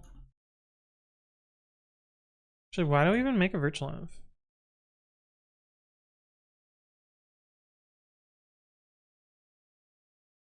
Why do we even make virtual env? Does it get called anywhere else? No.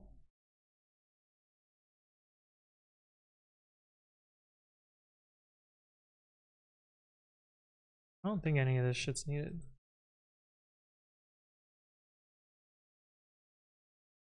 I don't think it's needed except that we pick a particular version of pip, but I don't know why we picked a particular. Let's see. Pip test version.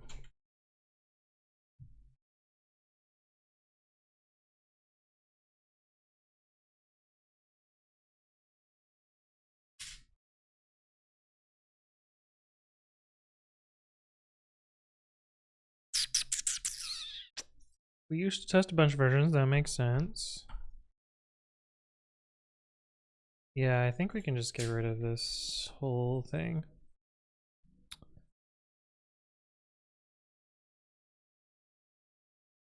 Let's just get rid. Oh god. Start up high.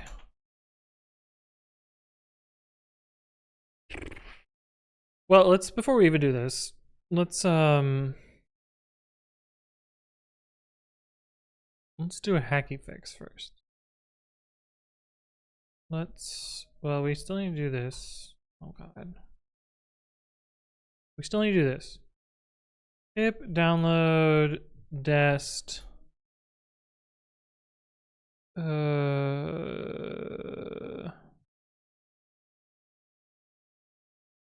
stir path set of tools. Let's make sure this works. Easy Light, hello, how you doing? Let's just find the failing test and only run that one because I don't want to run everything.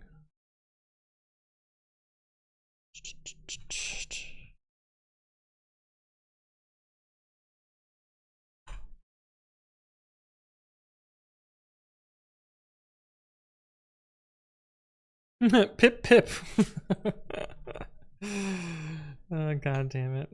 Andrew Lane X, yo, hello, it's been a while. I hope you're doing well. How's your, well, you're in Europe? No, Middle East? No. Are you in Israel still? I don't remember. Anyway, it's Monday for you. Hello, how you doing? Middle East. Okay, I was right. And I see that you have a sub badge now, so where's my sub notification, Twitch? What are you doing? But thank you for resubbing. I don't know why it didn't. There it is. There it is. Have one of my last Prime subs. Oh, have you canceled your Amazon account? Slightly smiling face indeed. Thank you for the resub at 11 months. I hope you're doing well. I hope you're doing well. I hope you're doing well. I don't know why I said it 3 times, but it's good to see you again. It's still Sunday night here. Ah, it hasn't ticked over quite yet. But how you doing? How you been? How are things? How's life? Why are you 404? Oh, because I need to put it in a folder. Do I have to do path.join path setup tools? Perhaps? Is that gonna make you happy now? Oh no, I bet I need the whole fucking index setup, don't I? No attribute join path. Oh, it's join. It's old shit.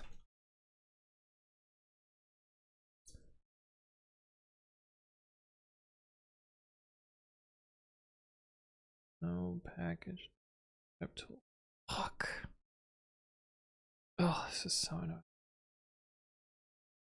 Is there a way in Python to iterate over lists, but inside the loop, I might need to see future elements, then skip the iteration past the last element I've seen?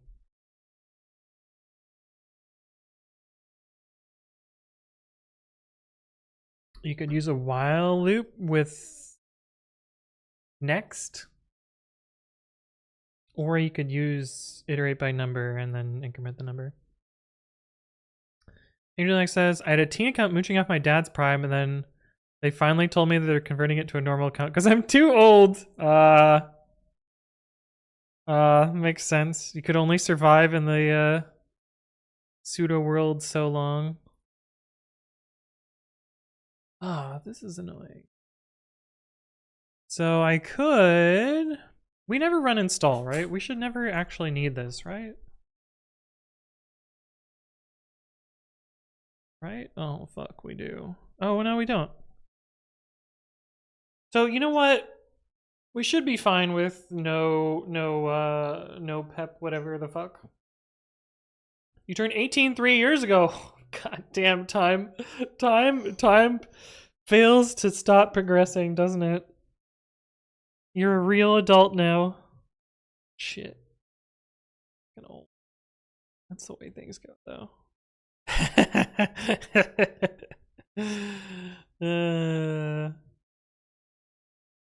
Yeah. So I think we can probably just say going up to 7 years of follow age. That's true, which means that my channel is almost 7 years old. Because I'm pretty sure you followed on like the first day. Yeah, the command is broken because Twitch fucked it up. But I can manually click on your name and be like, oh man, you've been following since February 9th of 2020. Although I feel like you were around before then, so you must have unfollowed and refollowed. I feel like a senior citizen some days. Yeah. Yeah. Yeah. I've been thinking about this a lot lately. It's really fucking depressing. Oh my god, this sucks. Alright. I think we're just gonna adjust pip download. Probably unfollowed a few times. Yeah, just the memes. I think we're just gonna fuck with this. Because we don't actually care about running the bullshit. Where is pip download? No use pip 517. We do that. We install setup tools. We use a new enough pip. And we don't need this. That should pass now. It's kind of gross. Yeah. So that works.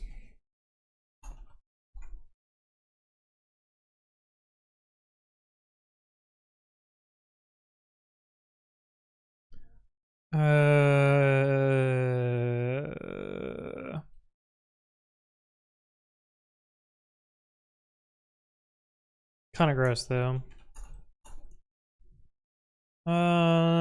For pip download, reinstall setup tools for pip download. Yeah, there's a shitty commit message. Sorry to give you a midlife crisis. No, it's fine. This has been on my brain for a bit. 30 feels so old. Yeah, tell me about it. I just will just hop right in the grave.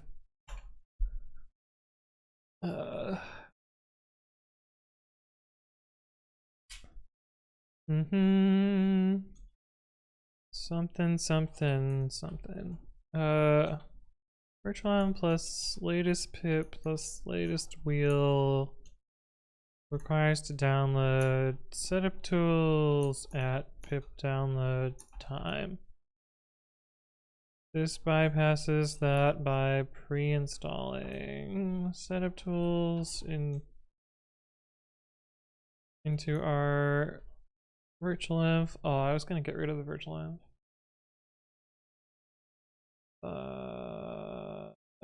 You thought I'm older than 40? God damn it, Wusa. Fuck, man. Hell me. Might as well be fucking dead then. Come on, there's no way I look 40. Oh, you. Oh, okay. Okay. It's like, there's no way I look 40. Come on, man.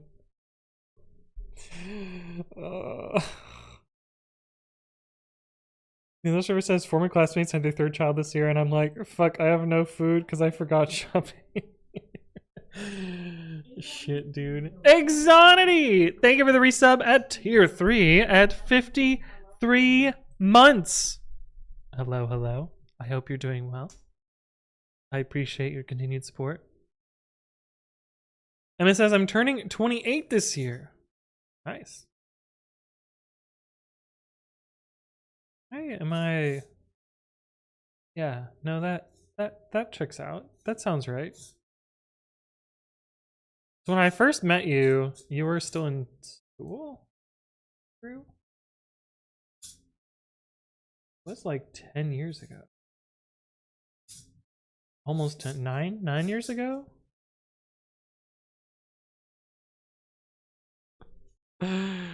Holy shit. That was so long ago. I don't even know if you remember that. You were presenting on like NumPy, MyPy stuff. And for some reason, Guido invited the Lyft people to come show up. And so I went with Roy. Yeah, at Lyft, yeah. I went with Roy to talk about MyPy stuff, and you presented on like NumPy typing. Way back then. That was so long ago. That was so long ago.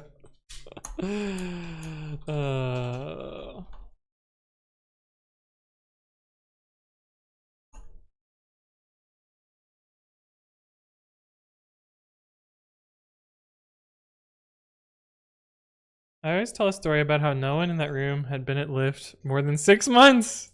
Wait, that's actually pretty true. No, Roy had been there for longer. But Roy was always sort of did whatever the fuck he wanted.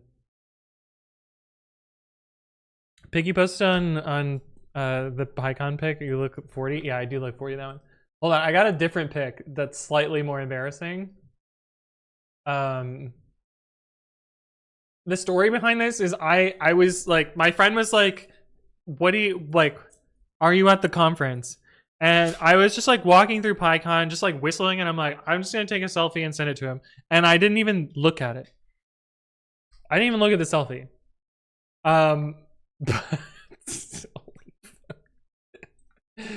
Oh my god, this fucking photo. I don't know if you're ready for this, chat. I don't know if I'm ready to show you this. This is so embarrassing. I'm just gonna hide my face while I show you. This is the photo. This is the selfie that I ended up sending my friend. It's legit like a fucking like early 2000s fuckboy face. Like, oh my god. The fuck is this photo? Anyway, that there's my there's my fucking PyCon selfie. A thirsty pic, yeah.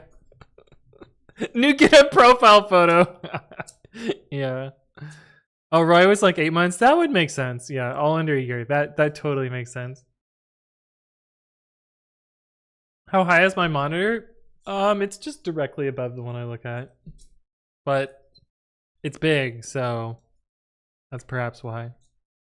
Do you get a profile about it? Was the Lyft meeting the first time we met in person? I think so.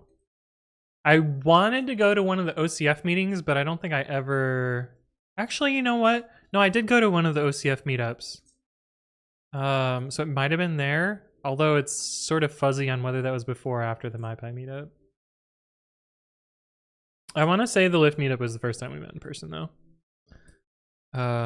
But the timeline of all of that is fuzzy. Sounds believable? Yeah. I remember I went to the OCF meetup and like everyone was like, "Oh, you're Anthony? Oh, it's nice to finally meet you." And I'm like, I don't know anyone here other than Chris and Emma. Hi.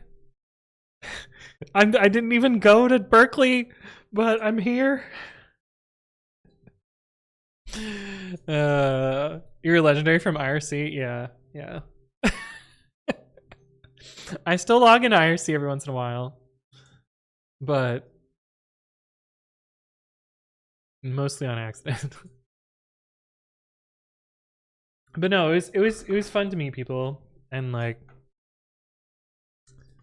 you know, chit chat in real life. Okay, I hope these will pass now, but this doesn't fix whatever was wrong in the other thing. Were the iconic Anthony IRC stories? Dude, I don't even know. It was so long ago now. This was like 2014, 2015? No, it must have been after 2015 because when did Chris join Yelp? I can look on LinkedIn. That's, oh, I'm not even logged in.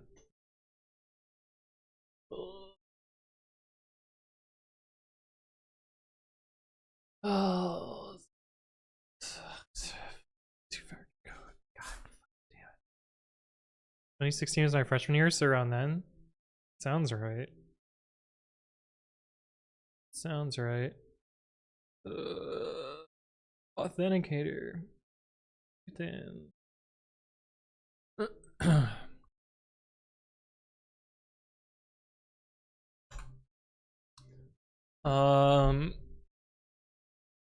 I got a unfortunate thing, chat. I don't think we're gonna get to the Stripe stuff today. We're gonna have to do that some other day. Oh shit, Chris got promoted. Hell yeah. Let's fucking go, Chris. Oh wait, maybe he got hired as staff. Chris was an intern in 2015 at Yelp. So somewhere around 2015 or 2016 was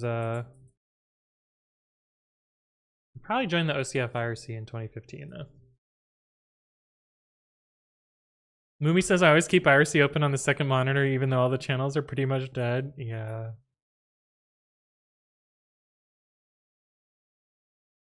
Pour one out for IRC. Speaking of other dead techs, I used to be on ICQ. I had a 5-digit ICQ number because I was one of the very first people to join ICQ. Also, I joined ICQ for a dumb reason. It was so I could communicate with people in Germany to play a text-based game. DDoS! Yeah, somehow I don't think that's how that works, DDoS.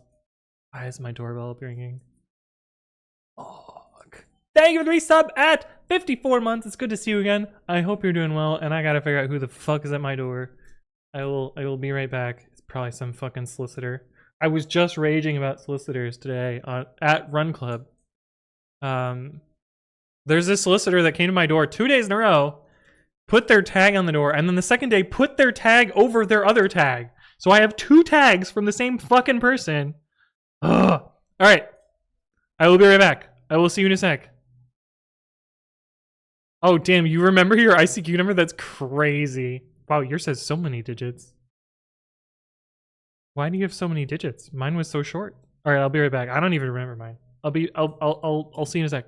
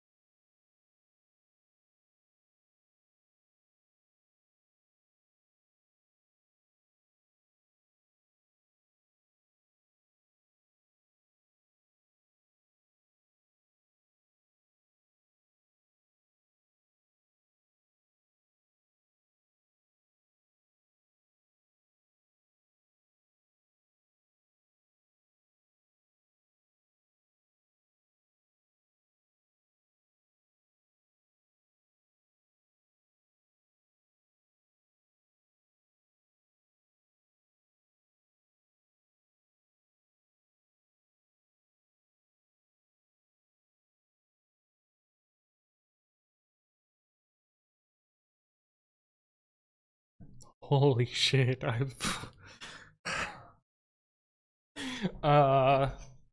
So there was a person at my door and I like peeked through the blinds to see like is there a car at my house? There was no car parked out front. I was like, oh, maybe it's the birds. The crows have learned how to ring my doorbell. And I've started appeasing the crows by putting out peanuts so that maybe they'll stop ringing my doorbell, but maybe it has the opposite effect. So I was like, oh, maybe it's just the crows because I didn't see anybody parked. And then I was like, oh, I'll just open the door, see if it's the crows. I'm looking at the ground because that's where the crows usually sit if they ring my doorbell. And there was a person there. And I fucking jumped. I was like, oh, I know you just rang my doorbell, but somehow I'm just startled by there actually being a person there. And I was like, immediately I'm like, oh, I feel so bad because I shouldn't be startled by a person being there because they rang the doorbell. So obviously they're there. Why am I jumping and being startled by them? And they jumped too because I jumped, and they were like, oh, sorry. The words I said was, sorry, I thought it was the crows. And they were like, what? The fuck is wrong with you? They didn't say that, but they were like, is Doug here? And who is Doug? No? I don't know a Doug. And they're like, oh, I must have the wrong address. And I'm like, well, what address do you have? And they're like, my address. I'm obviously not going to say it on stream. And I was like, yeah, that's you're at the right place, but you got the wrong person. And then she was like, oh, they must have given me a fake address. I'm like, oh, what? Like, I've heard of people giving fake numbers, but fake addresses? Like, hey, baby, I'm horny, come over. And they give the wrong address? Like, goddamn! But it was not the crows. It was a stranger. I think the embarrassing part is that I jumped when I opened the door, but anyway. There's a new thing on Tinder and other dating apps. Wow. People don't want to give out their numbers, so they give out fake addresses? Shit, dude.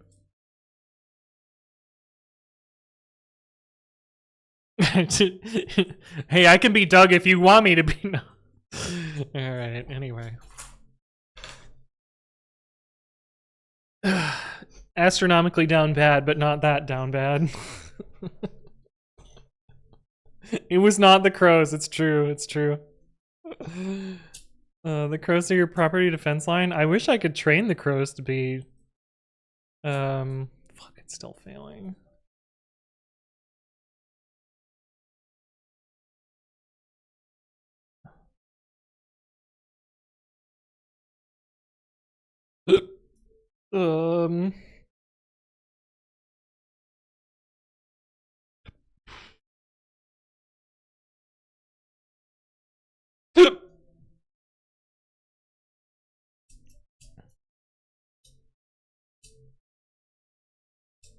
Weird. It was Doug, not the crows. God damn it, Doug. Doug, you piece of shit. You sent some horny person to my house and I just was like, are you crows? Oh, we live in the worst timeline.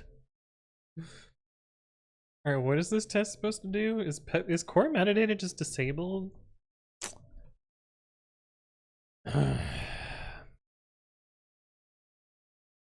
Where am I?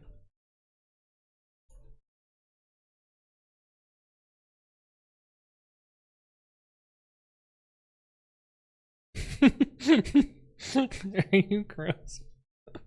AW's hic? What is that even supposed to mean? Oh, like hiccup? I didn't have a hiccup. What are you talking about? It all says, how have you been, Anthony? I've grown to hate applying for jobs, and then Friday, my primary OS drive and my server went kaput. Oh my god. What a fucking mess. Fortunately for me, I actually don't super care if my shit goes missing. Because I don't really have any data that I care about. Like, almost all of it's on GitHub. Like, it'd be a little sad if a few things went missing, but... What's the purple rupee thing? This thing? It's a fidget toy that is 3D printed that... I don't know. It's kind of hard to explain, but it can move... this way, vertically, and it can also move horizontally. I mean, yeah. Bring up your primary OS drive and then prove it to me. I mean, I feel like I don't actually have that much on my primary drive. Like, it's Python. It's whatever fucking programs I have installed, which honestly, it's not much. It's like Paint.net, OBS, Git for Windows, iTunes, the .NET SDK. I don't know why I have oh yeah, my capture card. Android Studio that I haven't actually booted. VLC. That's basically it. Probably Steam. Steam as well, but I don't think Steam shows up here. My home directory is empty. But you're right. That would be a little bit annoying. My VM's on a separate drive. But even if I lost my VM, I would just make another one. Fine. Oh, thank you for clipping. I feel like as soon as I made my videos not show up on Twitch, people don't clip as much. So I appreciate every time I get a clip. Wait, start over. Oh, it's muted.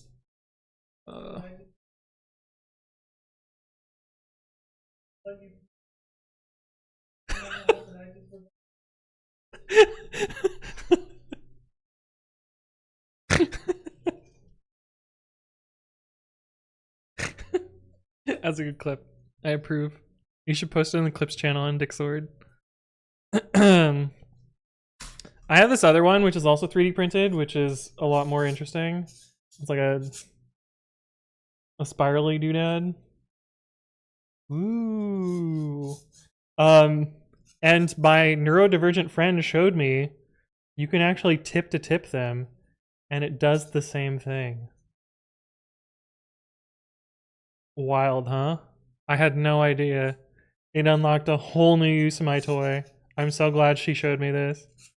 Like, this is honestly more satisfying than doing it the correct way. Like, yeah, anyway. Pretty wild, huh? Bellata says, arrived late to the party, are we drunk yet? I had an 11% beer and I'm almost through with a, like, 4%. Blue Moon's gotta be like 4.2%, right? Did it even say? They're required to. 5.4.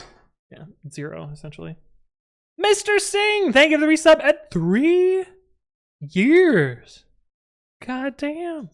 Hello, hello. It's good to see you again. I hope you're doing well. I appreciate the continued support, and I hope you're having a wonderful day.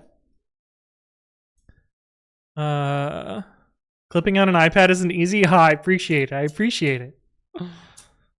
Saw a kid on the train a few weeks ago with that toy. Which one? This one or the spirally one? Detail says the big things I lost because server was my blog. Oh no. Oh no. Oh no. My historic blood sugar is not the biggest deal. Yeah. Still data that you would want to have, right? The finance things that I kept trying to build up on my server because it's like, fuck, I want the cloud to have that data. Ah. Shit, dude. The spirally one? Ah, yeah, the spirally one's pretty good. Mr. Singh says, I have given up testing code. Now only the code tests me.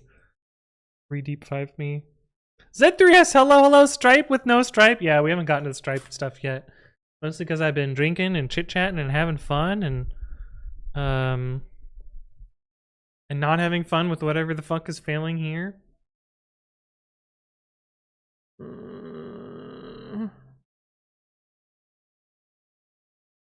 It's because this message changed, surely. Or it failed?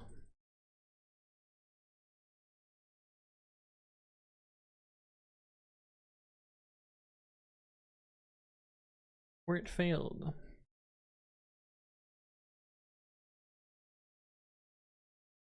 Fuck? Hey.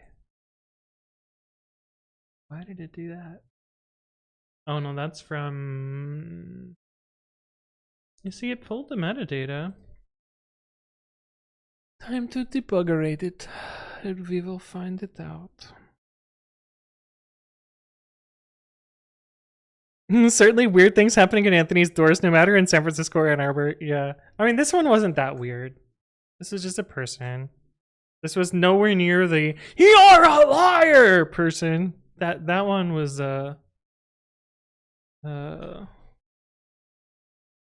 different. Oh god, fucking damn it. Which is the one of these that I want? I assert 8 maybe?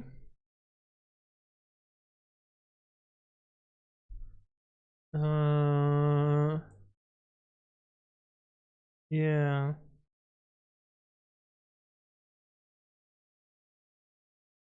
I guess Pip just doesn't say the quiet thing out loud anymore. I guess we just want to do this.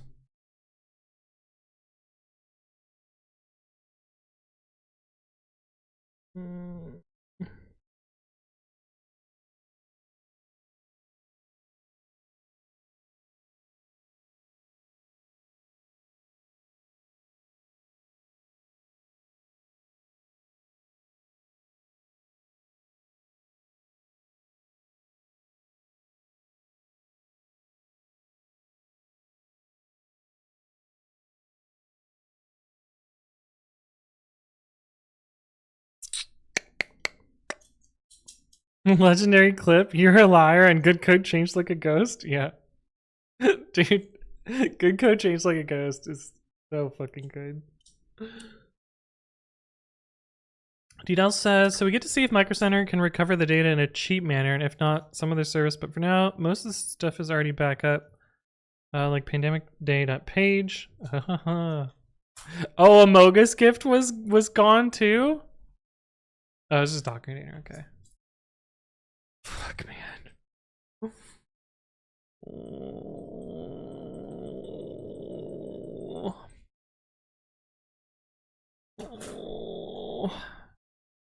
Shit, dude.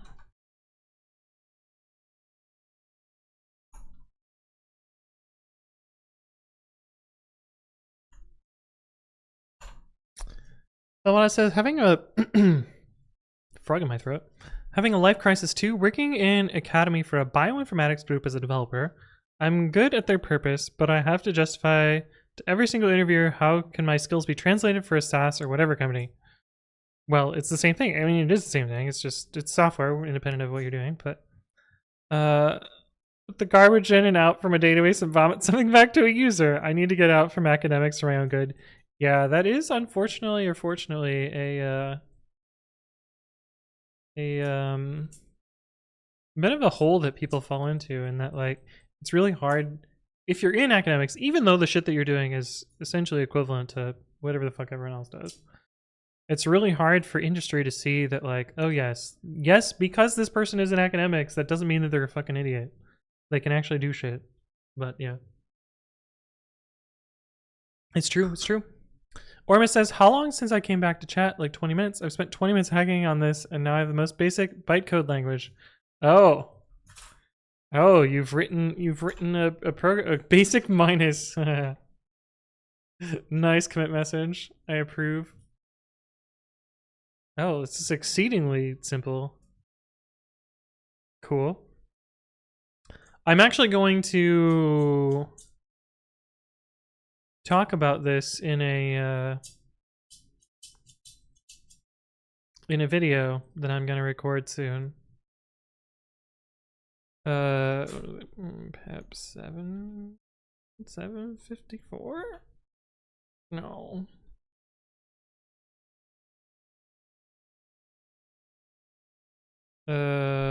Python pep tail call. This is the fucking tail call video. No, shut up. 740. No, not 44 either. What the fuck is the tail call pep? 745? No.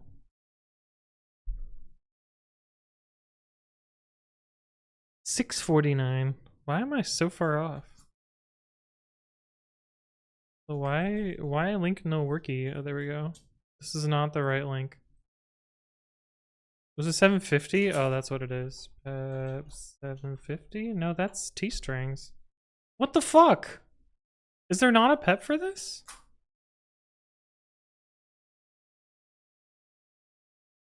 No. There's no tail call pep? Yeah.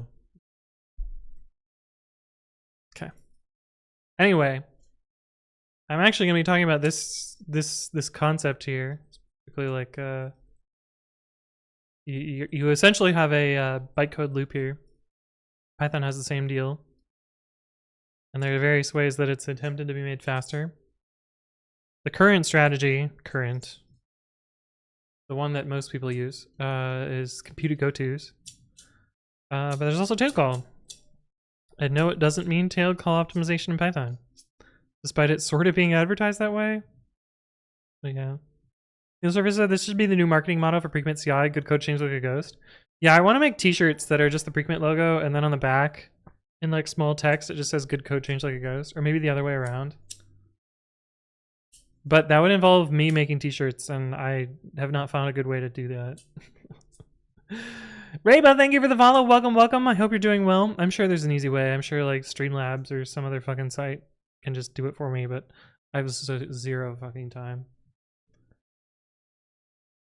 I have every GIF ever generated because that's stored on spinning disk rather than the OS drive. I'm surprised you don't generate them on the fly with some amount of cache or something like that. I guess that makes sense.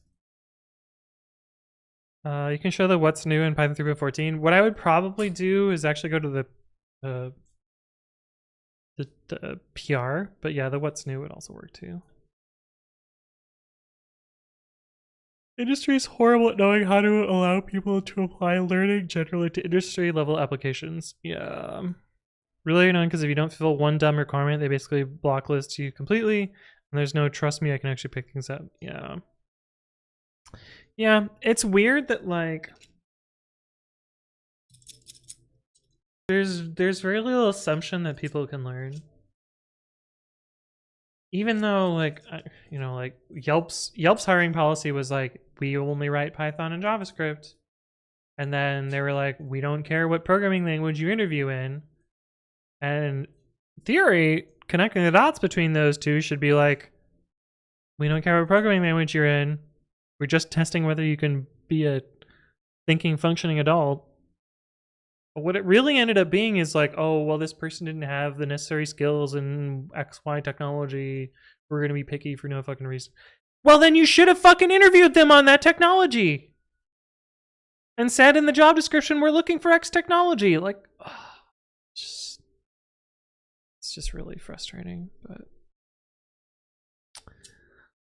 that is the way that things go. JB Pratt, hello, how you doing? Next pre-roll was a Square ad. That's funny. That's funny. I wanted all of them to be able to keep things historically available for fundraisers. Ah, yeah, it's like give me a random Among Us skiff from 2020 and it's like COVID-19 was the imposter. Shit. Oh, there's a Google AI block. Nice. There's also like a extension that adds a query parameter, if I remember correctly. Wow, it's green. We fixed it. I actually changed here. Upgraded pip. Old setup tools. No, this. Just started. Yeah, that seems close enough. Merge. Now, do we have the nice little button here? Damn it. Chris! Chris, are you here? Chris! I don't think Chris is here. Fuck. There's a little checkbox in the settings page, but since it's a user repo, I can't edit it. Oh, Chris still has it set as San Francisco? Chris, I don't think Chris is in San Francisco anymore. Chris! First GIF generated in 2019. Oh boy. Hold on to your butts, chat. Brian was an imposter.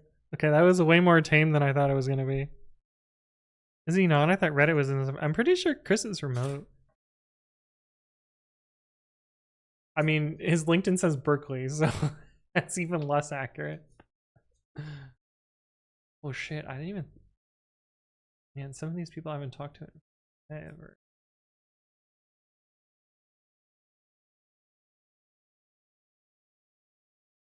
Sorry, LinkedIn just gave me a recommended and I just had a blast from the past.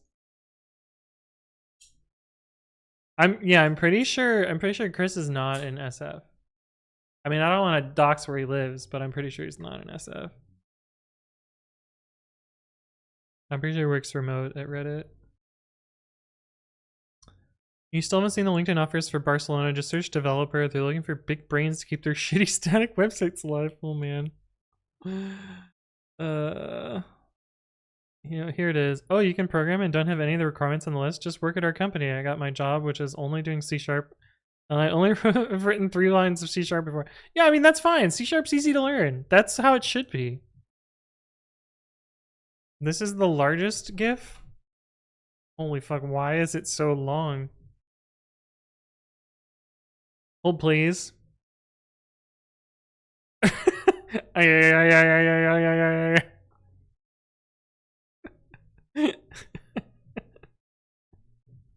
Okay, yeah, checks out.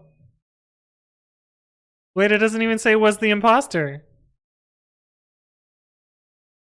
Or is it still going? And it's gonna say it right here or something.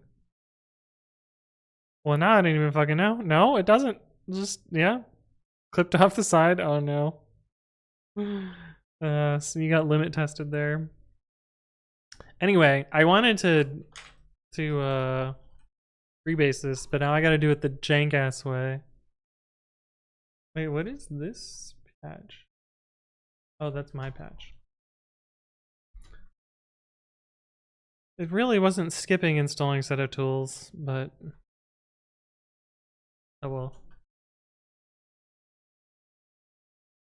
Oh, it's still the old branch name.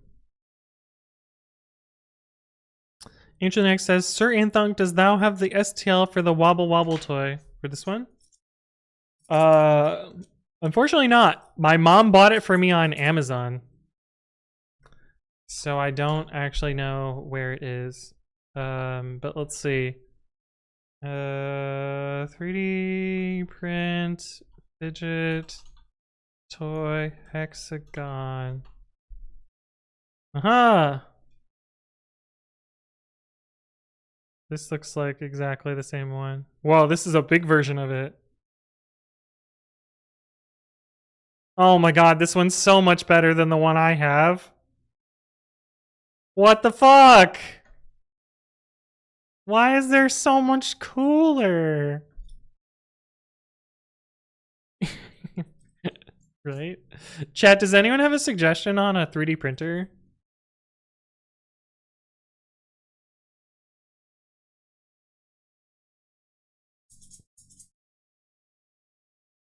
Anyway, I'm sure you can also Google search 3D print hexagon and find any of the ones here that are basically the same one. But yeah, this looks exactly the same as the one that I have. And then I'm sure if we do 3D print conical spiral fidget toy, I mean literally the first result was already the right one. Yeah, oh no, this one's different. Similar but different. Parentheses new exclamation mark.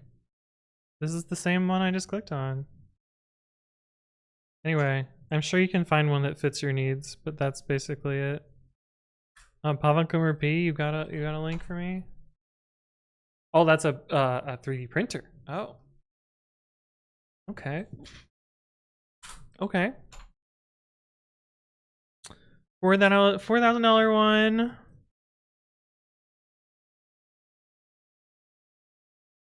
Well, there's upgrades though. What are the stats? What? Fuck is this? Fuck is this shit? What is this Gamba for a coupon code? Fuck off.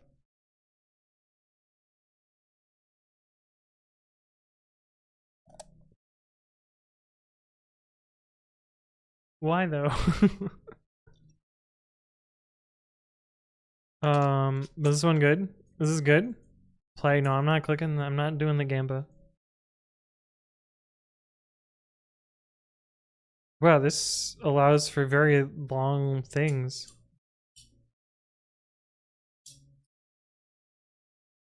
Huh. Neat.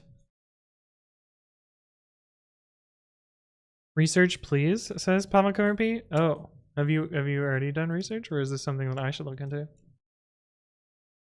I could go to some makerspace. That's true, but then I have to talk to people. 3D printer streams incoming. I missed the Switch controller tinkering streams. Well, good news, bad news. Well, actually, I need to figure out whether my controller works on the Switch too. You rock climb and run with people? See, the fun part about rock climbing is you talk to basically nobody unless people talk to you. And even then, I'm fucking socially awkward. Oh, I have this unfortunate like interaction that I had that just keeps playing through my head, and I'm like, damn, I wish I would have done literally one thing different. But it keeps happening. It keeps happening. Keeps happening over and over. So I'll tell you the story because it's you can experience the same cringe that I had. I was at the gym. It was Thursday. It was 7:55 p.m. I remember the time because I'm like, surely if I go back to the gym, maybe I will see this person again and I can rectify the fuckery that I did. But no, I've been every Thursday that I've been in town and I have not seen this person again. I was at the gym and there was this girl wearing a band t-shirt of one of my favorite bands. And I basically just walked up and said, "Hi, I like your t-shirt," and then walked away. And then like 5 minutes later, she walked over and was like, "Oh, I finally registered what you said to me, and that's cool. The last time I saw them in concert was in 2013, and I'm wondering if you know more about what they've done since then." And my dumbass was like, "Yes, let me tell you about the lore of what has happened since 2013. Not at all being like, "Damn, you're cute. What's your name? My name's Anthony. Do you come to the gym often?"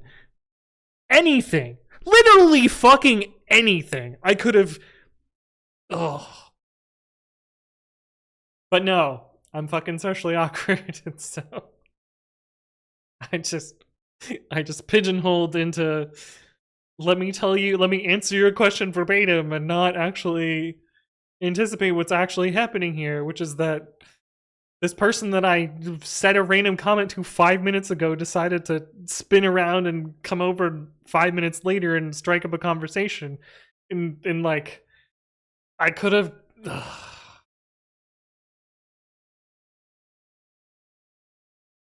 And this is why I am perpetually down bad, because I'm handed things on a silver platter and I do the dumbest fucking thing possible.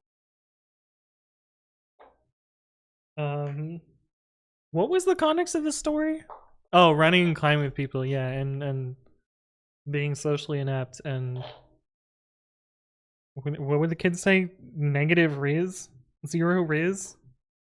If info dumping isn't flirting, I don't know what it is. Man, if only it worked, Elfenrod. If only it worked. But yeah. YouTuber recommended. Cool. There were some bamboo 3D printers that were cool and affordable, but then they pulled a rug and someone did shitty with subscription stuff.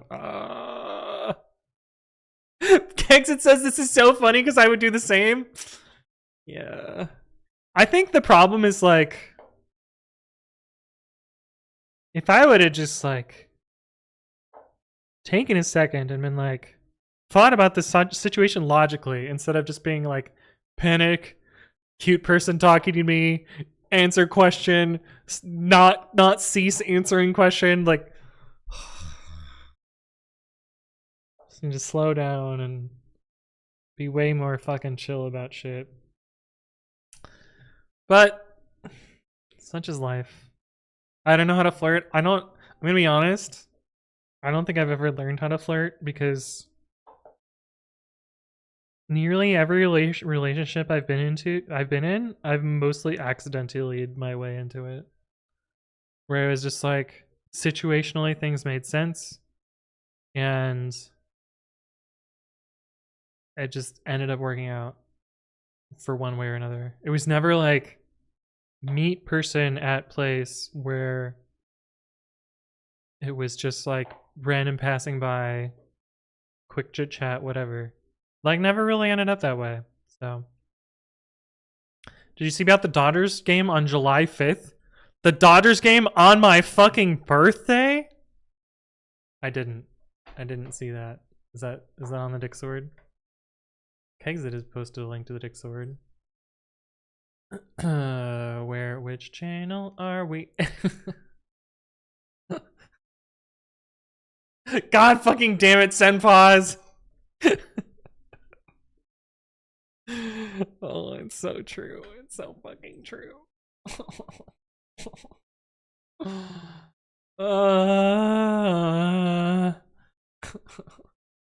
You have a ticket for me? Oh, fuck, man. Well, now I gotta figure out what I'm doing.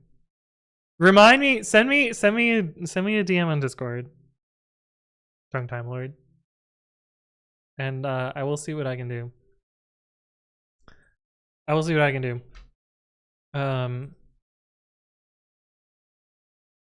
But yeah, I'm sure I'll fly across the country to watch a baseball game. I know no promises yet.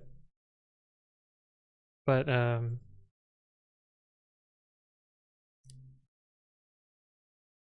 Emma says, also I definitely did the same in your situation. I'm married now, so it can work out. Yeah. Wait, what am I not gonna open? Oh, this Amogus GIF? Okay. Shit, dude. Fuck. Roasted by an Among Us GIF. Mr. Swats, hello, how you doing? Good to see you again. Alright, let's fix the other up dog.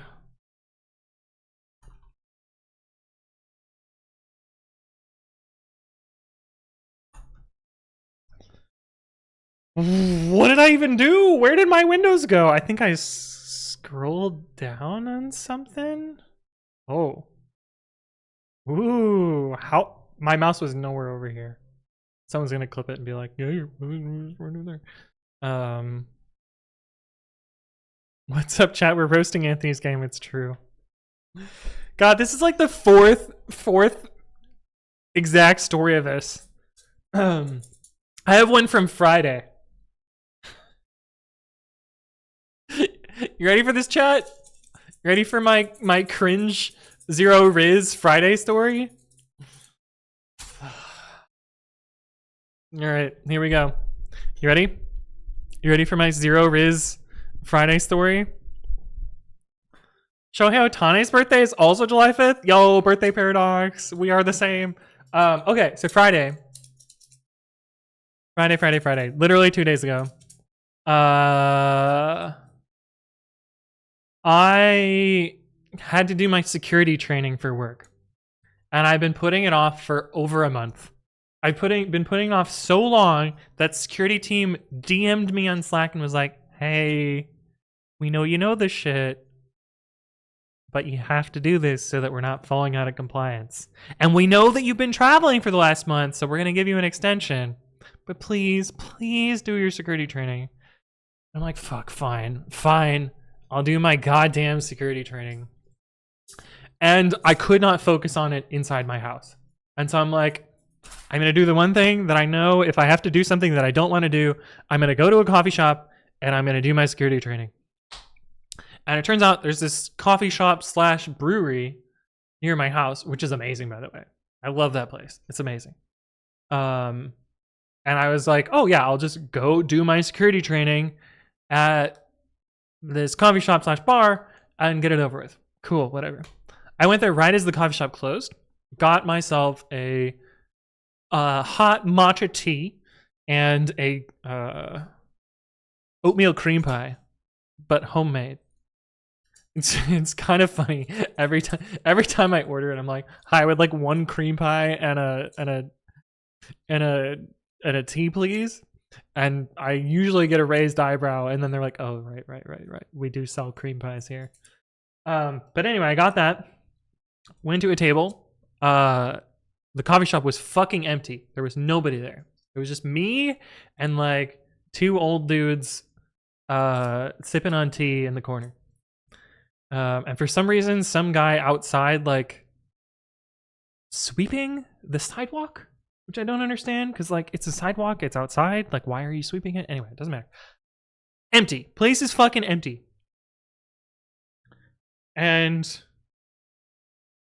this gorgeous girl who is on a run, presumably given their outfit, like they go to the bar, they order a beer, and this place is empty. Reminder, empty, completely empty. It's me with my fucking laptop, nobody else.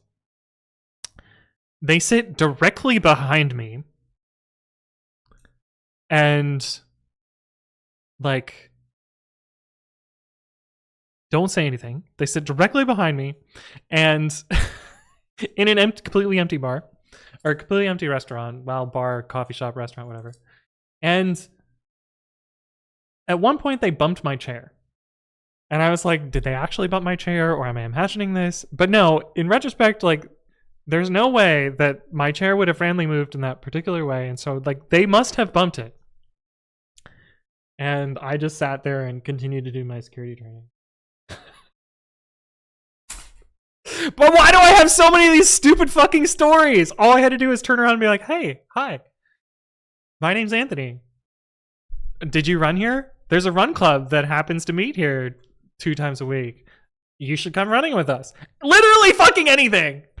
But instead, I just sat there and was like, yes, make sure to not deal with cryptocurrency and deal with phishing scammers. Don't click on links in your email and blah, blah, blah, blah, blah. Cucked by Vanta. Literally Vanta. So yes, literally. Hi, my name is Anthony. Would you like a cream pie? Unfortunately, I had already finished my cream pie by that point, Chris. But also good to see you again. I hope you're doing well. Hi, I'm Anthony. I make educational content on YouTube. No, that shit does not work, Forest Penguin. I know that one all too well. That only works at conferences. It does not work in person. What is it with people in empty spaces going to sit near the only other person?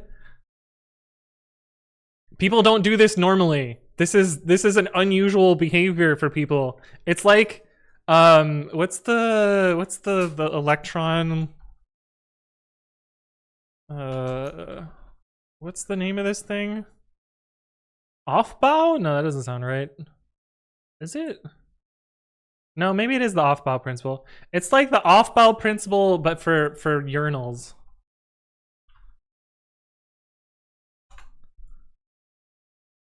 No, I'm not gonna get this search anyway. But like the men's bathroom, if there's a row of urinals and there's one person there, you absolutely do not pick the one next to them. No, that's not a thing. Don't do that. Unless that's your jam, and then go for it. Fuck it. Play your game. Video.playback rate equals 16. I've done that. I've also learned that you only need an 80% on the quiz. So I get the first 4 correct, and then I just clicked a random thing on the last one.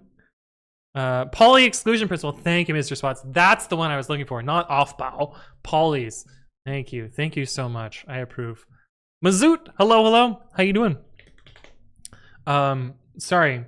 I've been drinking too much, so I need to use the restroom. I will be right back, and then we will continue working on this and continue talking about my exceedingly down bad zero Riz stories. So I will see you in a sec.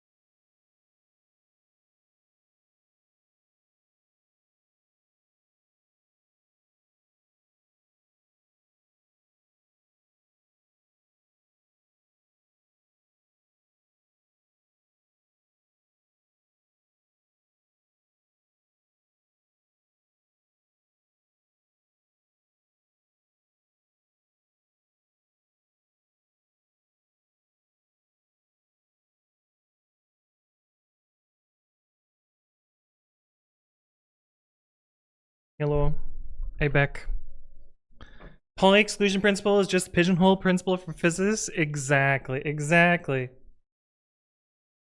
Along with Chris says, do you remember the scene in iRobot where the robots started huddling together in the containers? I don't remember that one.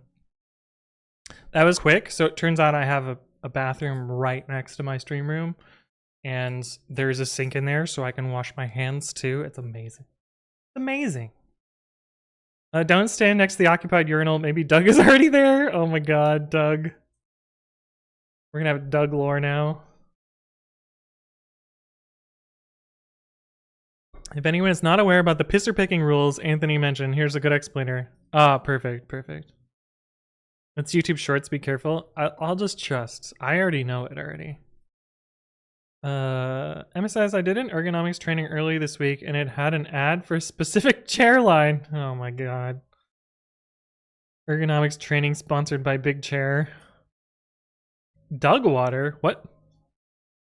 Another streamer obsessed with shiny Umbreon? There's literally thousands of us. It does not get shorter. Oh fuck, I forgot about these. Sorry, Mel just messaged me about some notepads. I didn't get the PUD. I didn't. You're gonna have to explain it to me. I was thinking about Doug, the person that my door was looking for.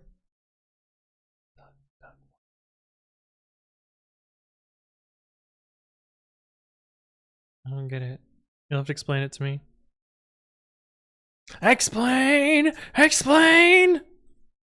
Okay. Let's fix this other thing. Oh, urine. Urine and dog water. Oh, okay. Got it now. I get it. I get it.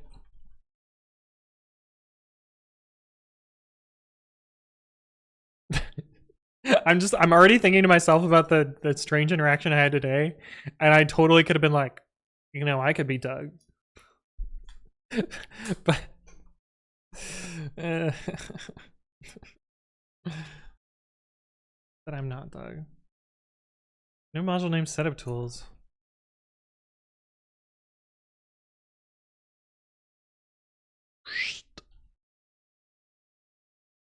Why do you need to be here?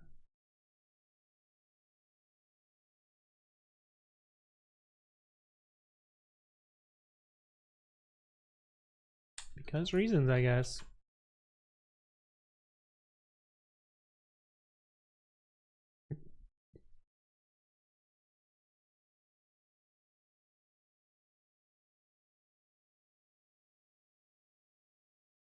Oh, you can use them together. Nice.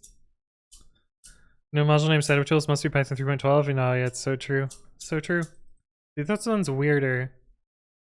This one's a lot weirder. Because one of these...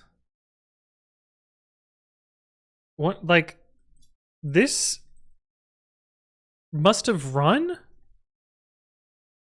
and then succeeded? Yeah, successfully installed, but didn't install, or didn't install properly.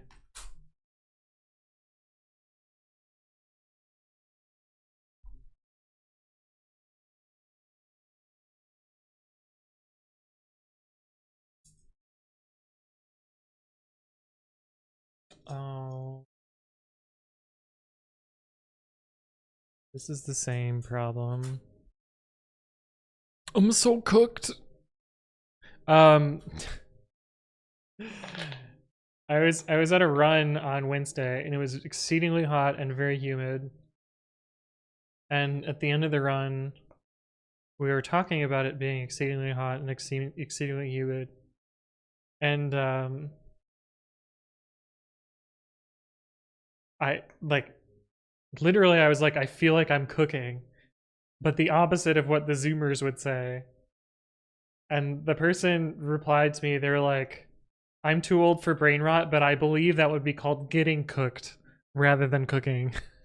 And I was like, yeah, shit. That's so true.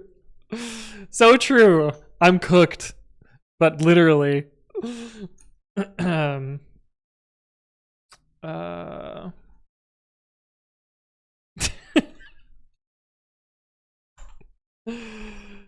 Yeah, it was pretty good. It's pretty good.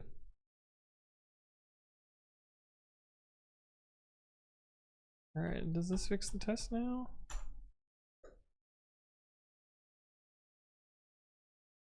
It is not possible to use no PEP 517.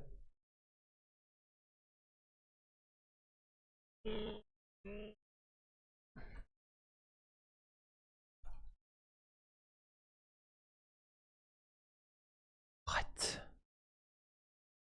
Why? Without setup tools and wheel installed?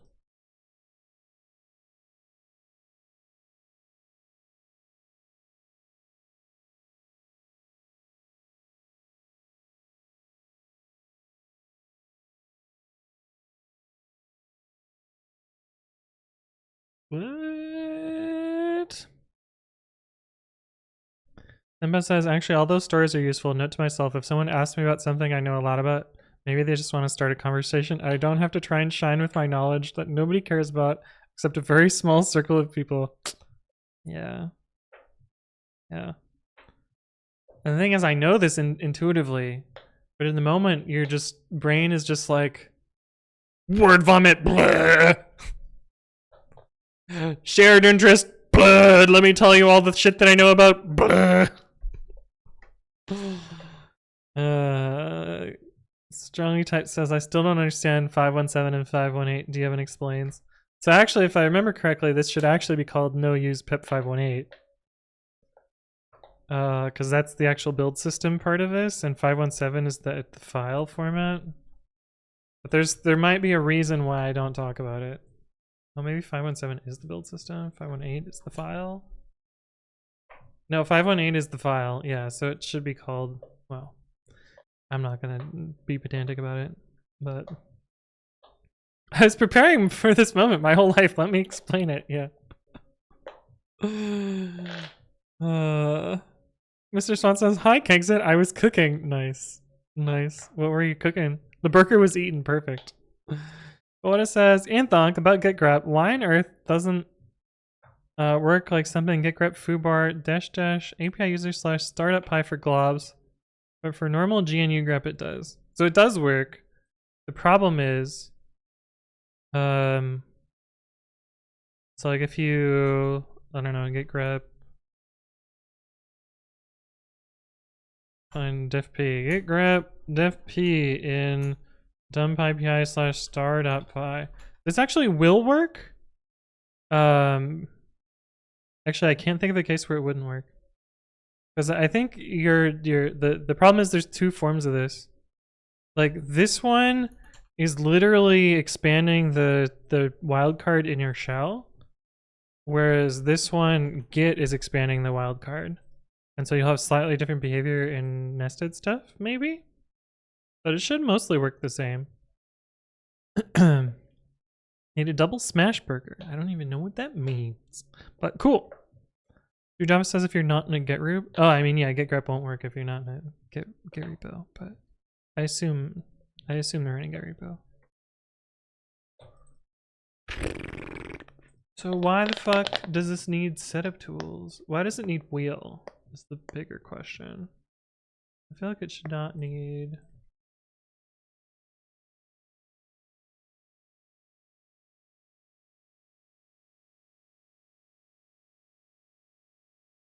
Yeah, like why does it need wheel?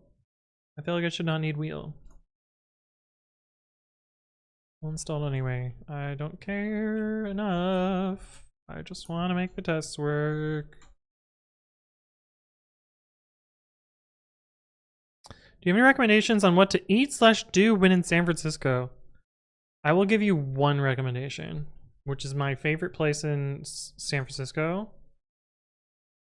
If you are okay with seafood and or spicy food, this is my favorite place in San Francisco. God damn it, fuck off, y'all. This is my favorite place in San Francisco. And I get the same thing every time I go there, which is the Surfer Leo. Which is, I believe, their most popular item. This one. It is essentially a Crunchwrap Supreme with fish, fries, avocado cheese, and chipotle mayo. And it is fucking amazing. I love this place. And you're Indian, right, sorry.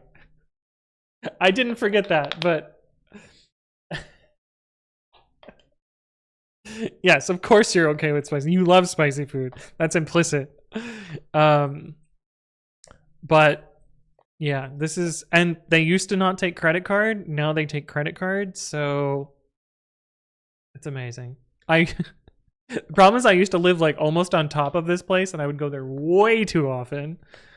But this is my favorite place in San Francisco. There's all sorts of other like random touristy stuff too to do. Also, I love CSS. CSS is amazing. Honestly, I don't remember what the good touristy stuff is to do anymore. Surfer Leo shoe, yeah, it literally means shoe, which is kind of funny too. Not taking credit cards, we don't want to pay taxes. More specifically, we want to cheat on taxes. But I think they got to the point where it was like half their clientele was like, we don't have cash. I'm like, well, fine. We'll finally take Square or whatever the fuck, and then, oh no, we have to pay taxes now.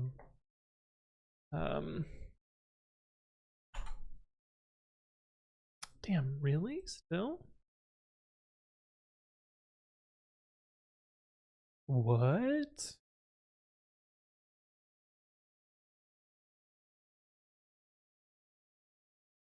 Did I not activate the virtual env? Oh, I didn't activate the virtual env. Why does the test just run the binary? That's weird. Oh, maybe it's specifically a single script. Drugs.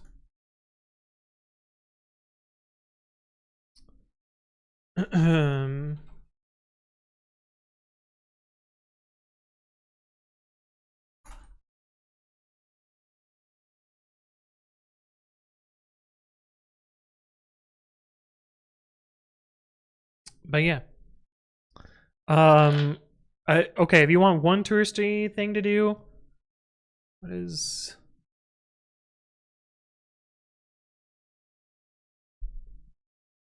although I don't know what they do post-pandemic, because a lot of their stuff was very like hands-on and sciencey. This place is amazing. I hope it still is.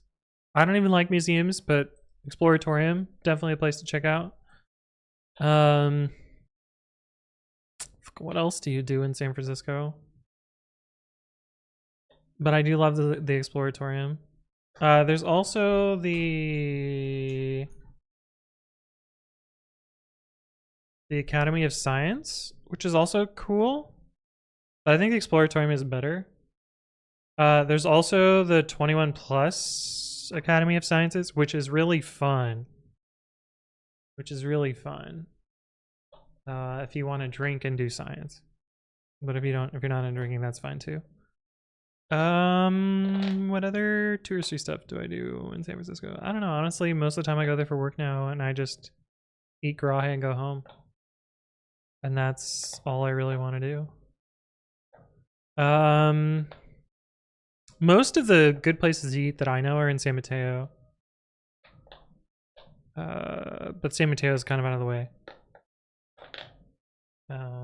And I don't know if any of the food places I used to eat in like the Sunset still exist. But there used to be like this really good hole-in-the-wall Chinese place that I would go to all the time. Man, I miss that place. Don't eat pizza in San Francisco. You'll be disappointed. Actually, there's like one place in Little Italy that's decent. Maybe more than that, but like most like California pizza is kind of lame. Where are your San Mateo hotspots? Oh, here we go. Here we go. So I used to live on this street, and the Caltrain is like right here somewhere. Why does it not show the stop on here? Almost all of the good places to eat are along B Street, this street right here. Fuck. Where's the place that's literally right here? Oh no, it's further this way. Oh my god, no, I don't want... I'm just frantically clicking!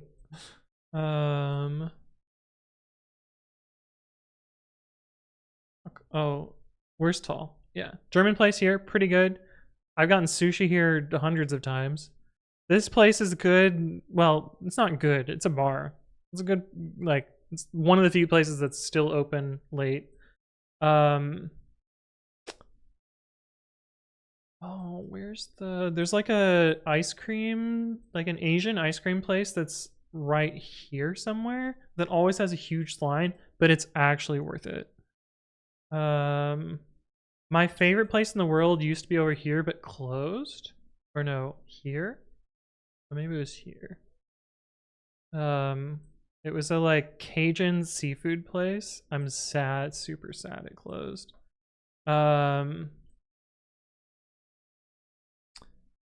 This place knew my order by heart every fucking time I would go there. I think I have to imagine they just think I died because I just disappeared one day during the pandemic. But I would go here all the fucking time. What else is really good? Pancho Villa, decent Mexican. There's also the original... Oh, here's the Caltrain station now. There's also the original California burrito place here. If you want to go there in San Mateo, I don't think it's as good as the burritos that you can get in San Francisco though. There's a, where is it? Beard Papa's is Greenfield Pastries, really fucking good. I think the Chinese place closed. Curry Up Now.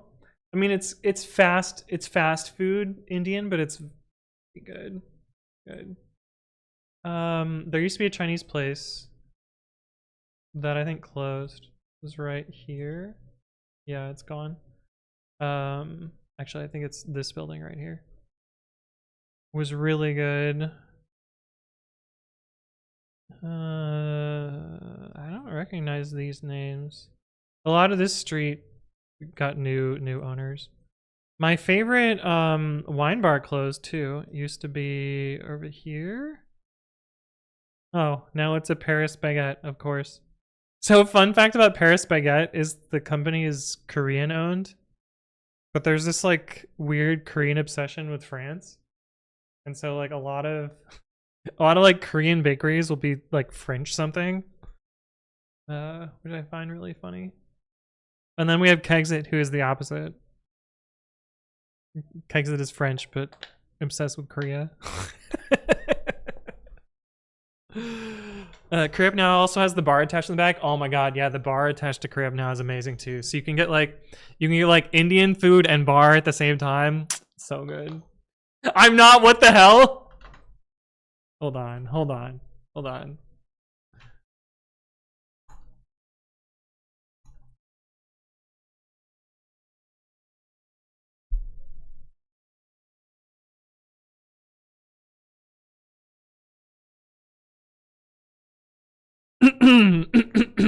And? What do you mean, and? What do you mean, and? You're French!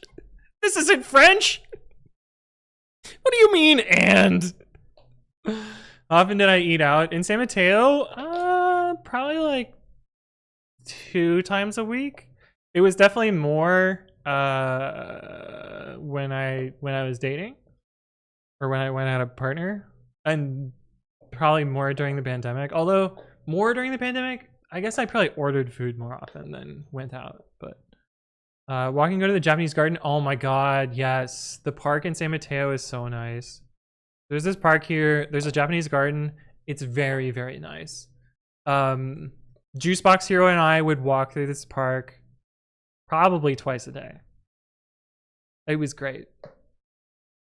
It was yeah, this park was awesome. And we would get bubble tea at the little place. What is it? 3rd Avenue? Honestly, it's like right here. Teaspoon! Yeah, we would get Teaspoon. And then walk through the park. And I don't know if you remember. Let's see if I can find it. There's a photo of me climbing a tree. Oh, here we go. I asked for it in 2022. Yeah. Okay, it's a little bit blurry. This photo. Here we go. Here's the Anthony Writes Code 0 Riz again. This was like one of our 2nd or 3rd like meeting in person dates, walking through this park. And for some reason I was like, that looks like a tree I could climb. And that tree is like literally, actually I bet I could even can I street view?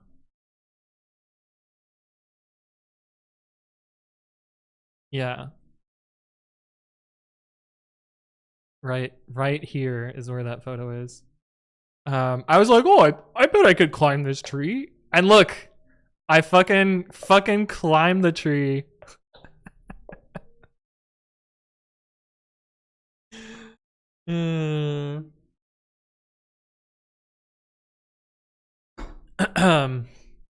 But there you go. There's along with Chris says, I'm now realizing, and we live parallel lives, living in Soma and then going out in San Mateo. Hey, there you go. But yeah, that's actually crazy how you can see, yeah, you can see the Japanese garden in the background. This is the garden here. Add a point of interest for the tree and upload the photo.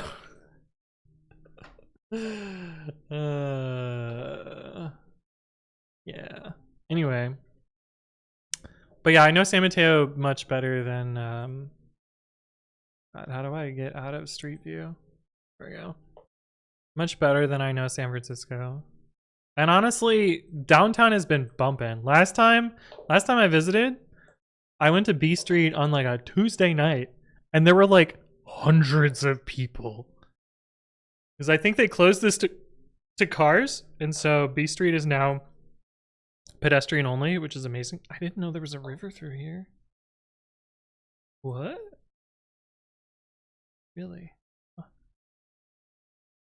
Anyway, but yeah, I think I'm you know, I miss San Mateo downtown a little bit, but Ann Arbor is actually kind of similar, so it's fine. But probably Covered Creek, yeah, that would make sense. Makes sense. You're gonna be staying in the marina? Oh, you're in the broiest district. Oh yeah. I mean, marina's fun. Marina's fun. I guess if you're in the marina, you'll be close to the GGB. Whoa, what is this? What is this 3D view thing? So that's kind of nice. There's like a decent like tiny hiking bit up over here. Palace of Fine Arts is pretty true. GitHub Universe is usually hosted here. If you run, this is the running route that I usually do. I usually go from here along the Embarcadero up over here to look at the bridge. I used to go out on this pier, but this pier is closed now. Literally, your hotel is on my screen. Nice. But yeah, marina's fine. There's a lot of coke in the marina. Like not like tech bro coke, not like street code. But I don't know. It's an interesting place. You're in the marina, go to the Yoda statue. I'm not familiar with that. I admittedly I didn't spend much time in the marina other than running through it and leaving. I guess I went to the Ghirardelli marina thing. Yeah. What's the chocolate experience? I don't know why it's called the chocolate experience, but it's like, this is Ghirardelli Square with the like big Ghirardelli sign. I don't know why it says chocolate experience. It's just chocolate shop. I guess you can probably do their like tour and whatever nonsense, but this is their like flagship chocolate store. Which is fine. It's okay. Great part of the marina area is the coffee shop / bar at the Long Now Foundation. Ooh, interesting. Honestly, most of my like SF was spent in like the on-screen area here. And this is where the lift office was. Oh, it's even marked on the map. Wow. And like there used to be a bar over here. And a few bars here. What is the name of this place? Not Alchemist, the other one. Woodbury. We spent so much time at Woodbury. But yeah, Garai is like my one SF downtown recommendation. The ferry building is nice to visit. It's like a bunch of cutesy shops and overly expensive places to eat, but kind of nice. I'm sure if you're in Marina that you'll probably go to Fisherman's Wharf, which is fine. Oh wait, is this the statue you're referring to? Go away, search bar. I want to see the. Oh, neat. I had no idea. Blackhammer Brewing. I have been there. Pretty good. Fuck, what's the other brewery I've been to that's really good? I know 21st Amendment's pretty good. There's a brewery in the Mission. What is it called? I've been to Kitchen Story. What is Kitchen Story? I've been there. I don't remember what it is. What the fuck is this brewery called? Oh, I'm never gonna find it. Anyway, yeah, I'm bad at recommending stuff in San Francisco, but let's push this up. Wow, we're 3 hours in and I've written 5 lines of code. What I've been doing. What I've been doing all the time. What tower did I show? Oh, that was probably the ferry building. No, not print. No. Control Shift T. That was not what I wanted either. Was it? Where did it go? Was it the ferry building that I was showing? Which is just like a bunch of shops. If you want the like famous tower thing, this is one of them. Coit Tower. There's also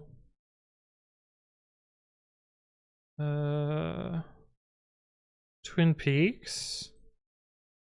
There's not really a tower, so to speak, but it's like a park that you go up. Japantown is definitely worth visiting, but don't go too far to this way. Actually, I have a terrible story that I don't think I will tell chat about an exceedingly blasphemous thing that I did at this church. This church that everyone calls the washing machine. Well, maybe not everyone, but my uncle calls it the washing machine because honestly it kind of looks like one. But I've done some terrible things at this church. Oh, this is the tab I actually wanted. Okay.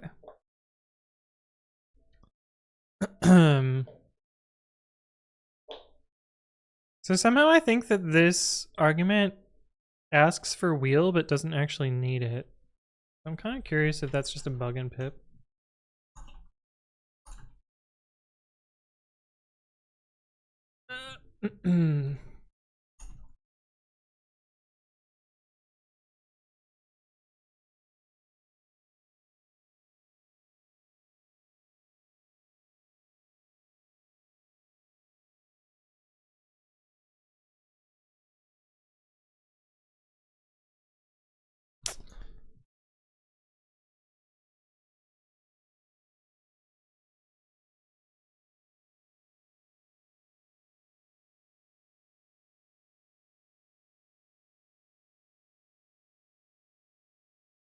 Why? I don't even see the error message here.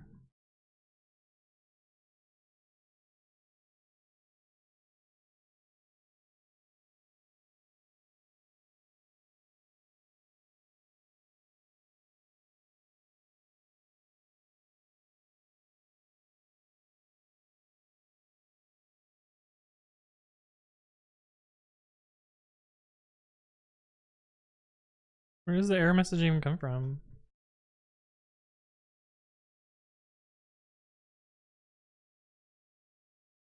Heading to sleep now? Sounds good. Thank you for stopping by.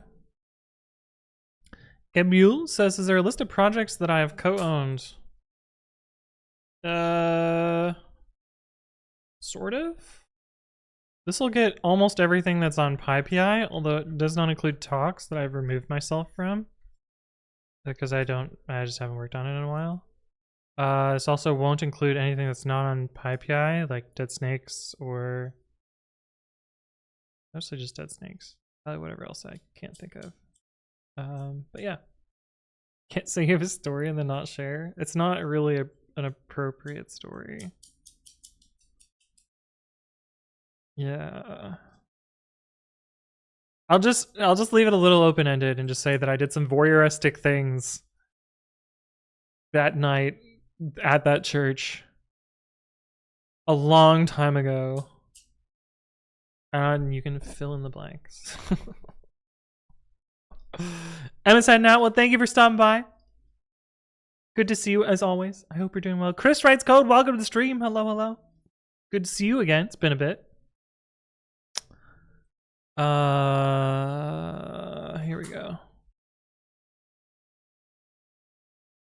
So if we get rid of wheel here, does this work? It does. It does. I will not be answering that question along with Chris. That guy Bruce, hello, hello, how you doing? Welcome, welcome.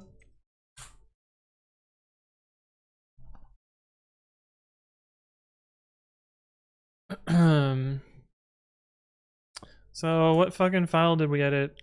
Internal CLI command options. Where's pip?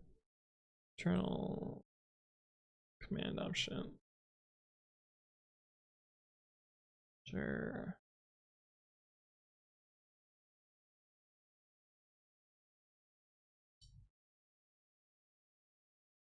Fuck. Where is it? Next. Did somebody already fix this?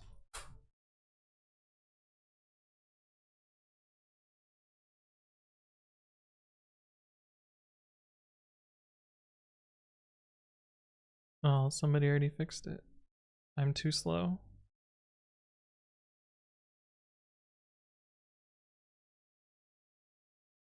Why is this not working?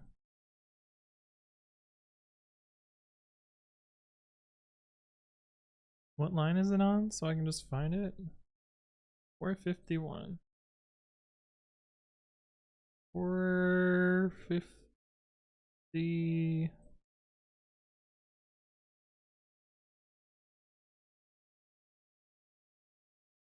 The fuck? Why is this not at all the file that I was looking at? Oh, it's 839. Stupid GitHub overrides Control F. 8:39. Why are my fans spinning up for this? Oh, 2 months ago by Stefan Lohr. Yeah.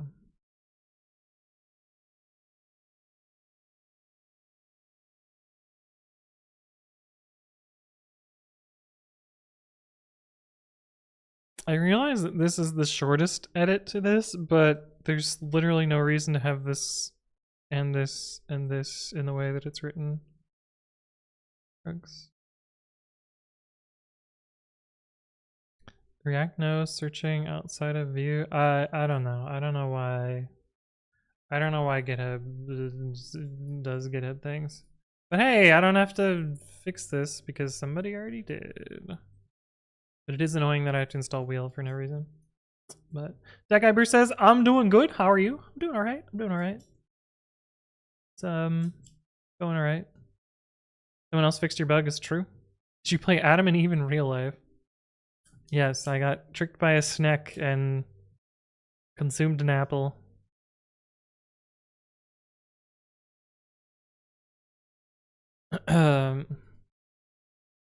Yeah. Dead Snake? No. This is years before I even knew what Dead Snakes was.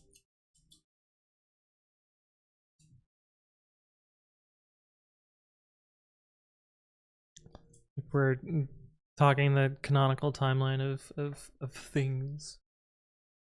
Okay. That now.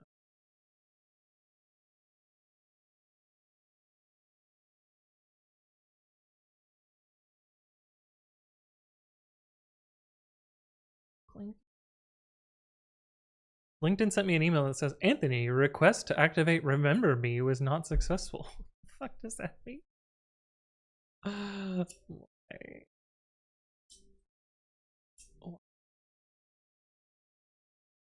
Wow, it passes. Oh, I don't have the settings tab here either. Did I enable the button? No.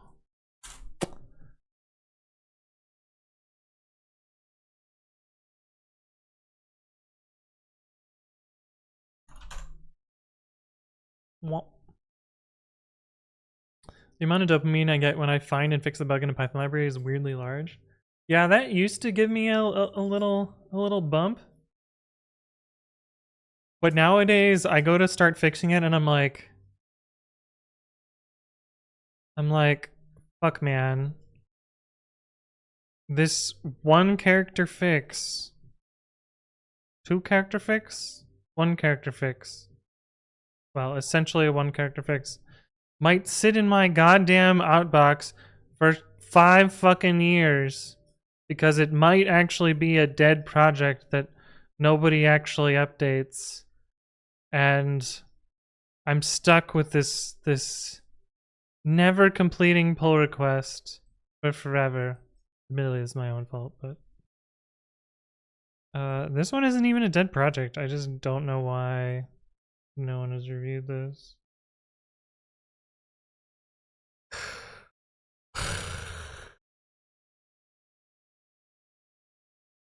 Even with my pie, yeah, like this one, like the other person was like, yeah, looks good, ship it, looks good. Nothing. Months. This one was crazy because people reviewed it like minutes after I opened it, and then I fixed the things and then nothing. Crickets again. Just like feels like my normal response now is like, do I actually want to do this? Is this actually worth my time? Or is this gonna bother me that it doesn't get merged for forever? And I don't want to be that asshole that's like, hey, have you looked at this? Could you merge this? I think it's ready to merge. Because I hate when people do that to me. I'm like, no, dude, I'll get to it when I get to it. Let me know if you want a black PR merge. I don't think I've contributed black in a real long time. Or that I've meaningfully wanted to. I think most of my PRs here are like drive-by stuff. Yeah. Fuck cashlib, bro.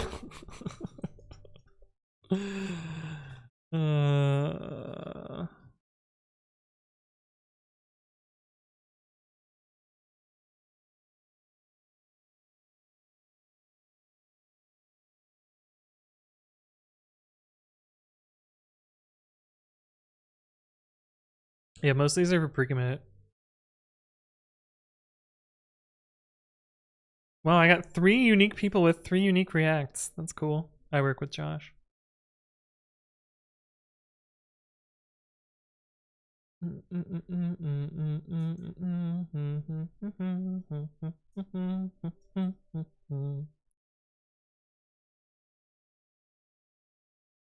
Yeah, kill pathlib, acquire speed.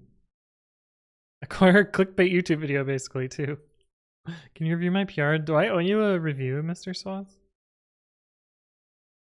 When I feel I have to bump, I always make it seem like I'm at fault. Like, hey, I'm just following up to see if there's any additional changes I need to make. Yeah, that can work. God, you remember coveralls? Still exists, but like...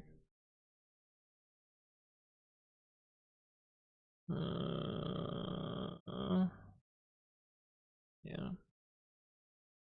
Oh, okay, I understand. Atomically write cache files. Yeah, I remember this. With enough parallelism, Black could just like die in weird ways. Yeah.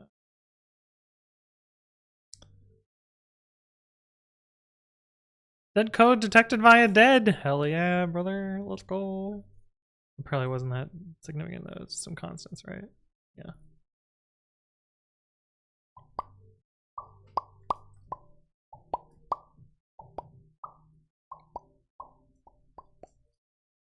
Mm-hmm.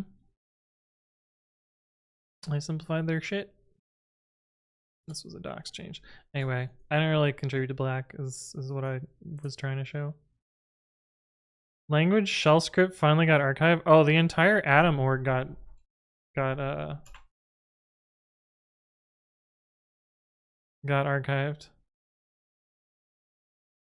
Yeah.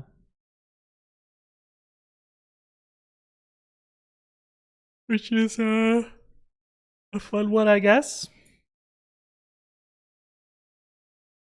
Is your domain even load anymore? Wow, that was 3 years ago. Shit, dude.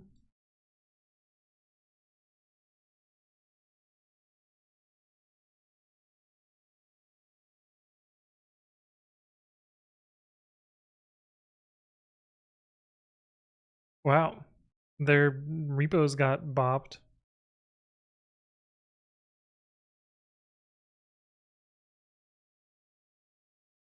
Anyway. Yeah. RIP Atom. One guy recently closed his PR, which was probably very useful. I asked, and they said they got no response for 2 weeks, and they assumed they did something wrong and closed it. Yeah.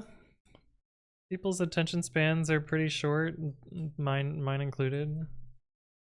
But at least I kind of understand that is the way things are, and so I try and be less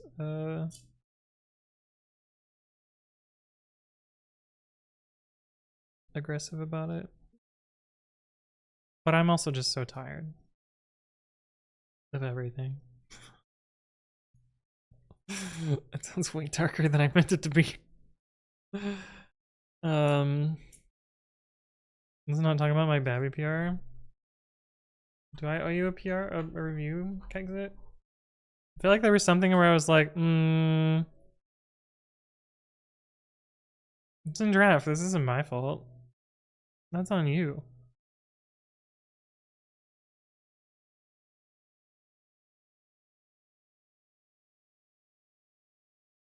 I think it's on you.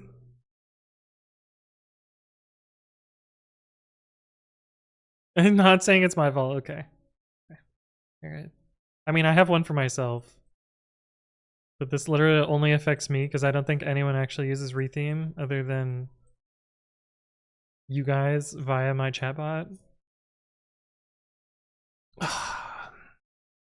It's hard to not be nostalgic when you're like, man, remember the old days when I just fucked around on my text editor and worked on pre-commit CI and didn't feel like I had to do specific things for specific people. And now it's like almost every one of my streams, I'm like catching up on something that broke or fixing some random shit or like, when's the last time I built something? That's not entirely true. Like I built this thing, which was on stream. Like this was fun to build, but like, I don't know. I feel like most of the shit that I do on stream, it's like just trying to maintain the giant heap of garbage that I've accrued over the years. Bugle Cook, hello, and Silly Laird, how you both doing? Coworker request review draft, close tab is such a mood. Yeah. Dude Java says, I wish I could use this, still not having MyPy pass with extra options. So one thing you can do, even if you need these extra options, is you can disable MyPy in particular files and then still use this with some value. Like even Sentry has MyPy disabled on a bunch of shit. And it still sort of works. It just needs to return 0 is the problem. So like Sentry has a bunch of third parties that it's ignoring and a bunch of first party modules that it's ignoring. But my god, this list has gotten so short. I think it's only 40 files left? 40 files left. Fuck. I kind of want to just be like, hey management, can I fuck off in a cave for a month and just fix this? Finish this? Can I just make this my responsibility? But as soon as senior leadership hears about it, they're gonna be like, what the fuck? Why are we working on types? Types aren't valuable, blah, blah, blah, blah. And so I continue to work on it in the shadows. Bring on my Plan 9 server. Why? What does it mean? What are you doing? Sometimes the only way is to say I don't care any longer in archive. Yeah, tell me about it. Oh, the spiciest, most recent one. Actually, there's a funny thing about this. There's this other thing that's essentially setup tools Golang, but somehow got exceedingly more popular despite doing almost exactly the same thing. And I'm pretty sure this project is dead, but also I know it's dead. Because it's broken in exactly the same way that setup tools Golang is broken. And that calling trivial functions in a loop causes segfault because of Go 1.21. And it's interesting because someone was like, oh, I thought I had this working with this version, but I needed to install blah blah blah. And now it's failing due to some like weird Clang error, but that's unrelated. And then this person literally last week was like, well, actually, it's working fine for me, even on Mac OS, blah, blah, blah, blah. And I'm like, no, trust, it's not. And then they're like, yeah, I have a new reproducer. But their reproducer is longer than mine, so drugs. Anyway, all that to say is like, yeah, sometimes it is time to just say no more and archive stuff. Why does this even exist here? Oh, this was referenced in a YouTube video. That's why I didn't get rid of it. Oh no, this wasn't referenced in a YouTube video. What the fuck was I trying to do? Oh, I remember what I was trying to do. Yeah. I was trying to do what I ended up doing with a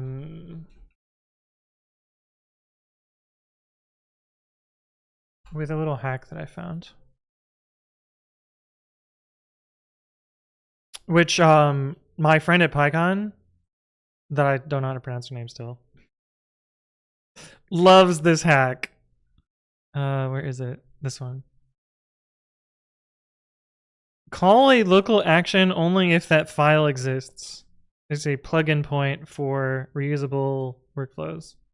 These two lines are huge brain. And I'm very happy that this shit works. But very, very cool. Oh, simpler Unix stuff for my website. Ah, nice. I think with working with an 8-person startups, I can't even dream of working on developer experience updates when everyone is completely used to the developer experience.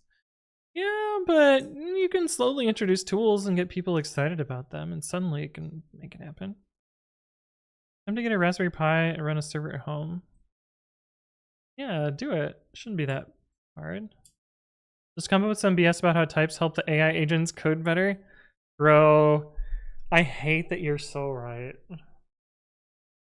Honestly, all I would have to do is be like, yeah, if we add types to our code, then the agent, then Cursor can generate better code for it. And that would get the project greenlit in an instant.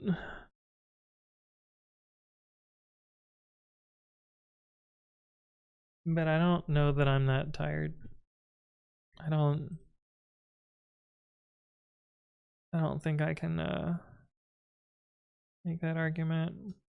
That is depressing. Yeah. It's depressing, but almost certainly true. Devin will work 250% faster if you fix MyPy. Yeah. I mean, there's definitely some truth to it. And there's certainly some truth to the project getting greenlit or not.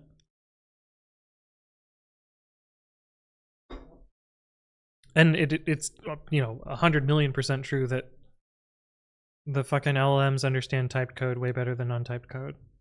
Because they don't really know what to do with untyped code. I mean, they don't know anything. They just, the matrix multiplication better understands stuff with more structural context, and structural context with types helps them a lot. So I also want to get a MacBook Pro for more portability, so I'll run draw term, connect my remote server. Why not just get a shitty Linux laptop then? You're just going to use like SSH or whatever. Like, I don't think you need a fancy brushed aluminum laptop to just connect to a remote server. That said, that's what most Silicon Valley companies will give you just to connect to a remote server.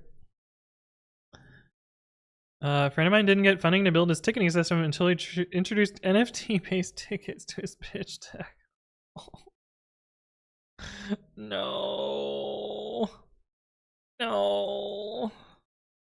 Not the tokens that can be non-funged. You have other tools like a DAW system? Yeah, my brother writes music and he's always like, fuck man, I wish my DAW was cross-platform because I'm sick of having a Mac. Like, yeah. And he's like, well, I'm gonna write one in JavaScript with hookers and it'll work in the web browser. And I'm like, good luck, my guy. I'm sure others have tried it before. And he's like, no, I will make it work this time. I'm like, yep, you and your infinite free time. And he's like, fuck, he got me there.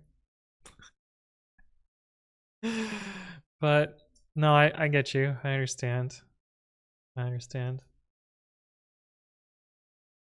My work issued Mac won't let me connect 2 monitors with 1 dongle. Yep, I know that feel too. Mine won't let me connect my monitor at home because it's not an approved USB device.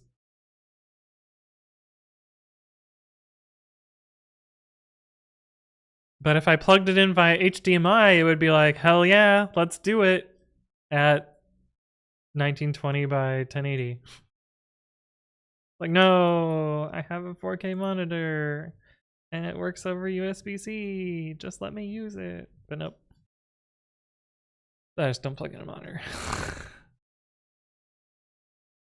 You have 2 chipsets in the dongle because of Mac things? I'm pretty sure it just works. I'm pretty sure it's a Mac thing rather than the actual dongle. Yeah, it works on Linux. Yeah. Chip design is hard? No, I'm pretty sure mine is a work security whatever the fuck. What is the word that I'm looking for? Policy. Mine is the security policy stuff. But it could also just be driver nonsense for Andrew Linux. Policy, yeah. Yeah, yours is just driver nonsense, I'm sure. Okay, I'm not gonna lie. The title of the stream is Cap. I did not actually get to the thing that I wanted to get to today. And I know that it's gonna take longer than I want to, but I wanted to show you what I started, like the sketch of the thing that I put together in the airplane, so it'll be quick and easy for us to actually hack on this when the time comes. Oh no, what did I call the repo? Yeah, Stripe example. So I made a little repo that sort of mimics what Pregament CI looks like. So hopefully I'll be able to plug Stripe into it and then go from there. So hopefully next time that we pick this up, we'll be able to. And it looks like shit, but the point is that you log in with a user and some user ID. This is sort of what the user looks like on the back end of Pregament CI. Now I'm logged in, I can log out. And if I do not have a subscription, it will post a subscription link where I can click a button. It will take me to Stripe. I can do the payment stuff and then deal with webhook things. But made tiny little app. We will Stripe nonsense later. What the fuck is this? For you. Hide sidebar. Does Firefox have a sidebar now?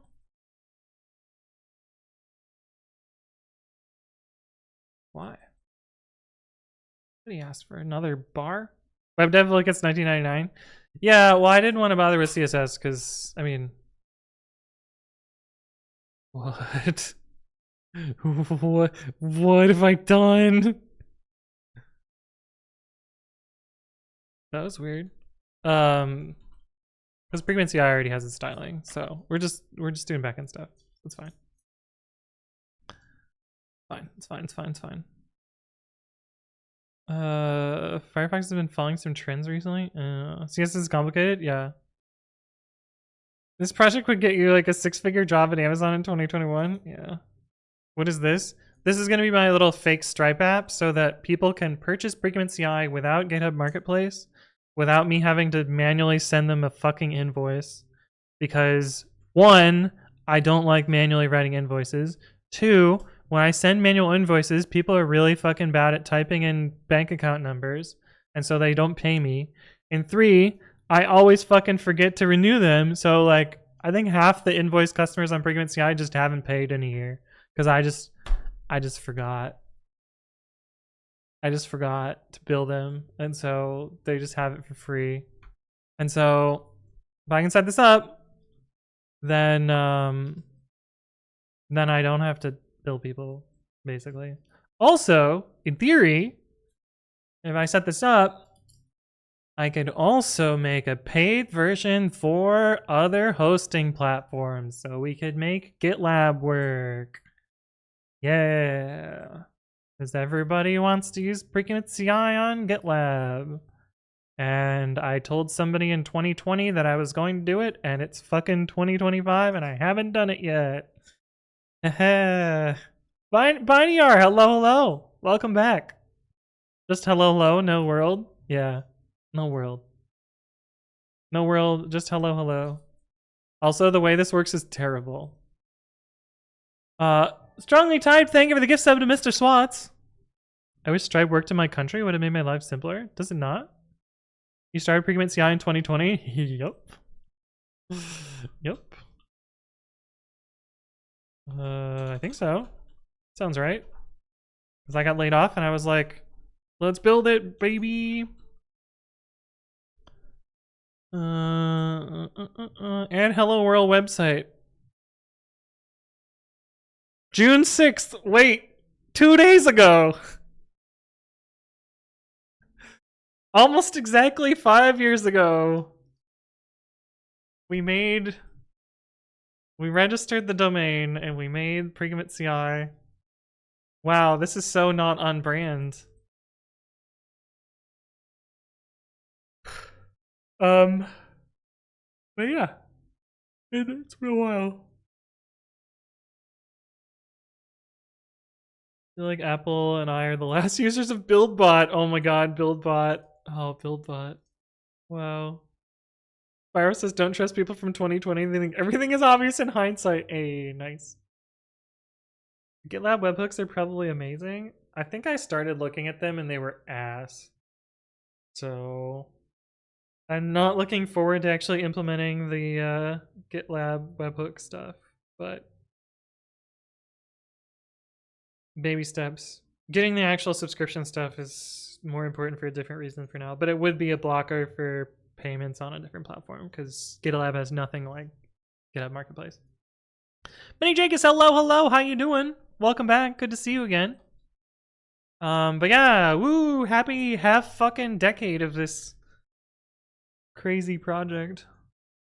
I can actually look at my how much has pre-commit CI made in 5 years. Minus costs, but I don't think costs are represented here because this is just revenue.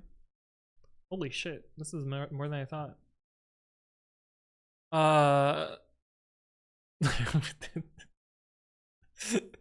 This is gonna sound super fake. The pre-commit CI has made $42,690 in the 5 years that it's existed. Yes, 4269. How much does pre-commit CI cost to run? It's like a couple $100 a month. It's slightly amortized because I use reserved instances, which are cheaper. But like there's gonna be like a big chunk of cost once every 2 years, but it's about a couple $100 a month. And it's like 90+% profit, which is cool. And that's with like thousands of free customers that just like consume compute and don't pay. Wow, I made 4 cents in interest. So useless. But anyway. Yay. Yay, frequency eye. Look aside, we get free BSDs, pre-commit hooks for tests when we push. I don't know why others don't. For tests or for validation? I mean, validation, absolutely. Running tests, usually too slow. Bugle Click says 4269. Nice. Yep. 2000 was a quarter century ago. That's true. True. True. And you can go to a bar in the US and then look at your driver's license and be like, oh, it starts with a 1. Here you go. You're good.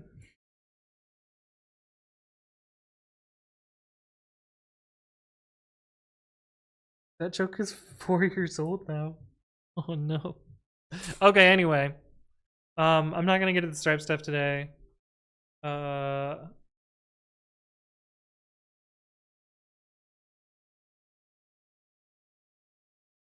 gonna review this PR really quickly before we end. I thought they thumbs up their own thing.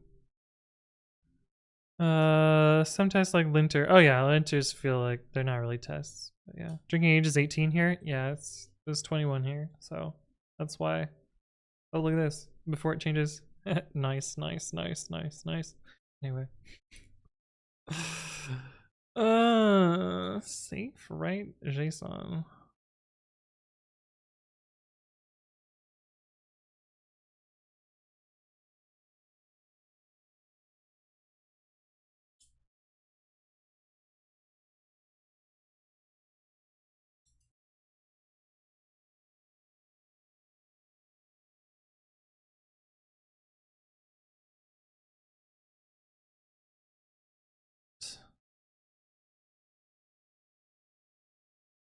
Hmm.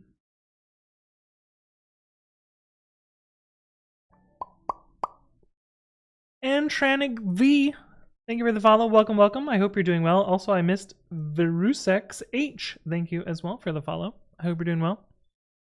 Getting late? Well, thank you for stopping by, Julian X. Always good to see you, and I hope you have a great rest of your day and or next day, because it might be tomorrow where you are now.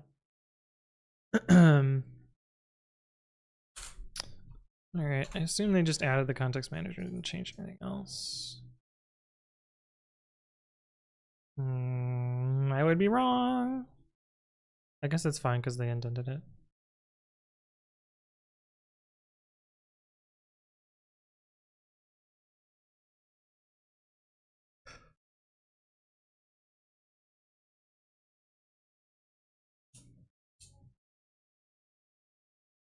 Sure, it'll be safe if it's named like that. Yeah.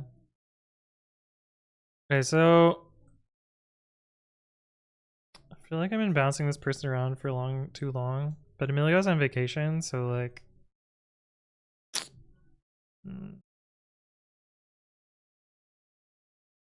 so I'm gonna write a bunch of stuff now.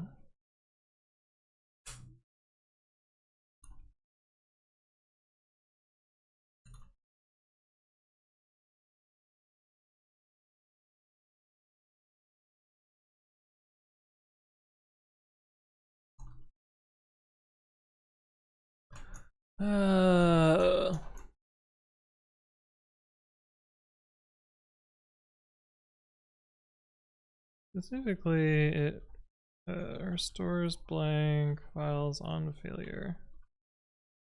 I think you can also combine the two except blocks by using except base exception.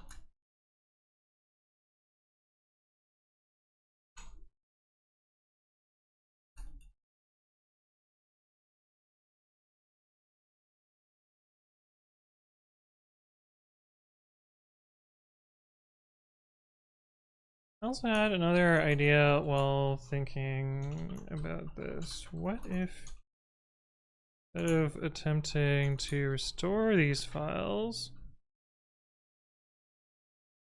all repos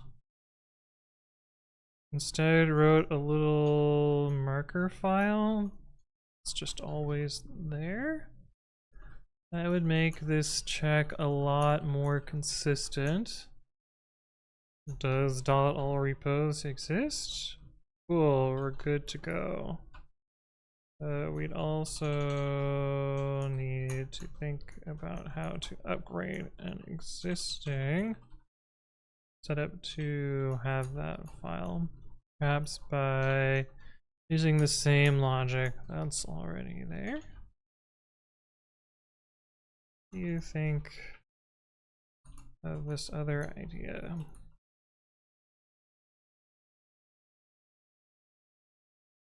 Again, for taking so long on this. I've had 0 free time recently and been back and forth across the country.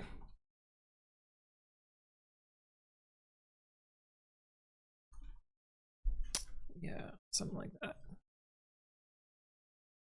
Ejikis, does Pregment support Scala or only the ones in the all languages file? They're searching for a tool to automate things. The Pregment came to mind immediately. I've never used it. I want to show it to my team. So yes and no. Technically you can use Scala through this package manager, which has some Scala support. But it would also be easy to add another language support to pre-commit.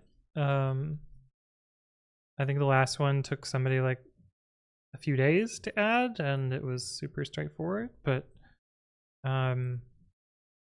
Stripe used this to do Scala stuff when they needed it. But yeah, if you wanted to like specifically use, what is it, SBT? No, that's the build tool. What's the fucking Scala package manager called? I don't even remember. Anyway, there are ways to do it, and like specifically Scala format, which is what everyone actually just wants. You can run through that. But yeah, I got some of the stuff that I want to get done today, and I think I am going to wrap up stream here. And hopefully we'll actually work on the Stripe stuff another day. But anyway, my name is Anthony. I upload educational content to my YouTube channel at youtube.com/anthonywritescode. Go subscribe there and like, comment, subscribe. Yeah. If you missed any part of the stream, those will show up on the second channel at anthonywritescode-vods. This is the VODs channel. That's where VODs go. Yeah. And join the Discord. That's where I hang out. That's where streams are going to be announced. Next weekend stream plan should be next weekend. I don't think I have anything to do next weekend. I'm still trying to figure out whether I'm going to EuroPython or not.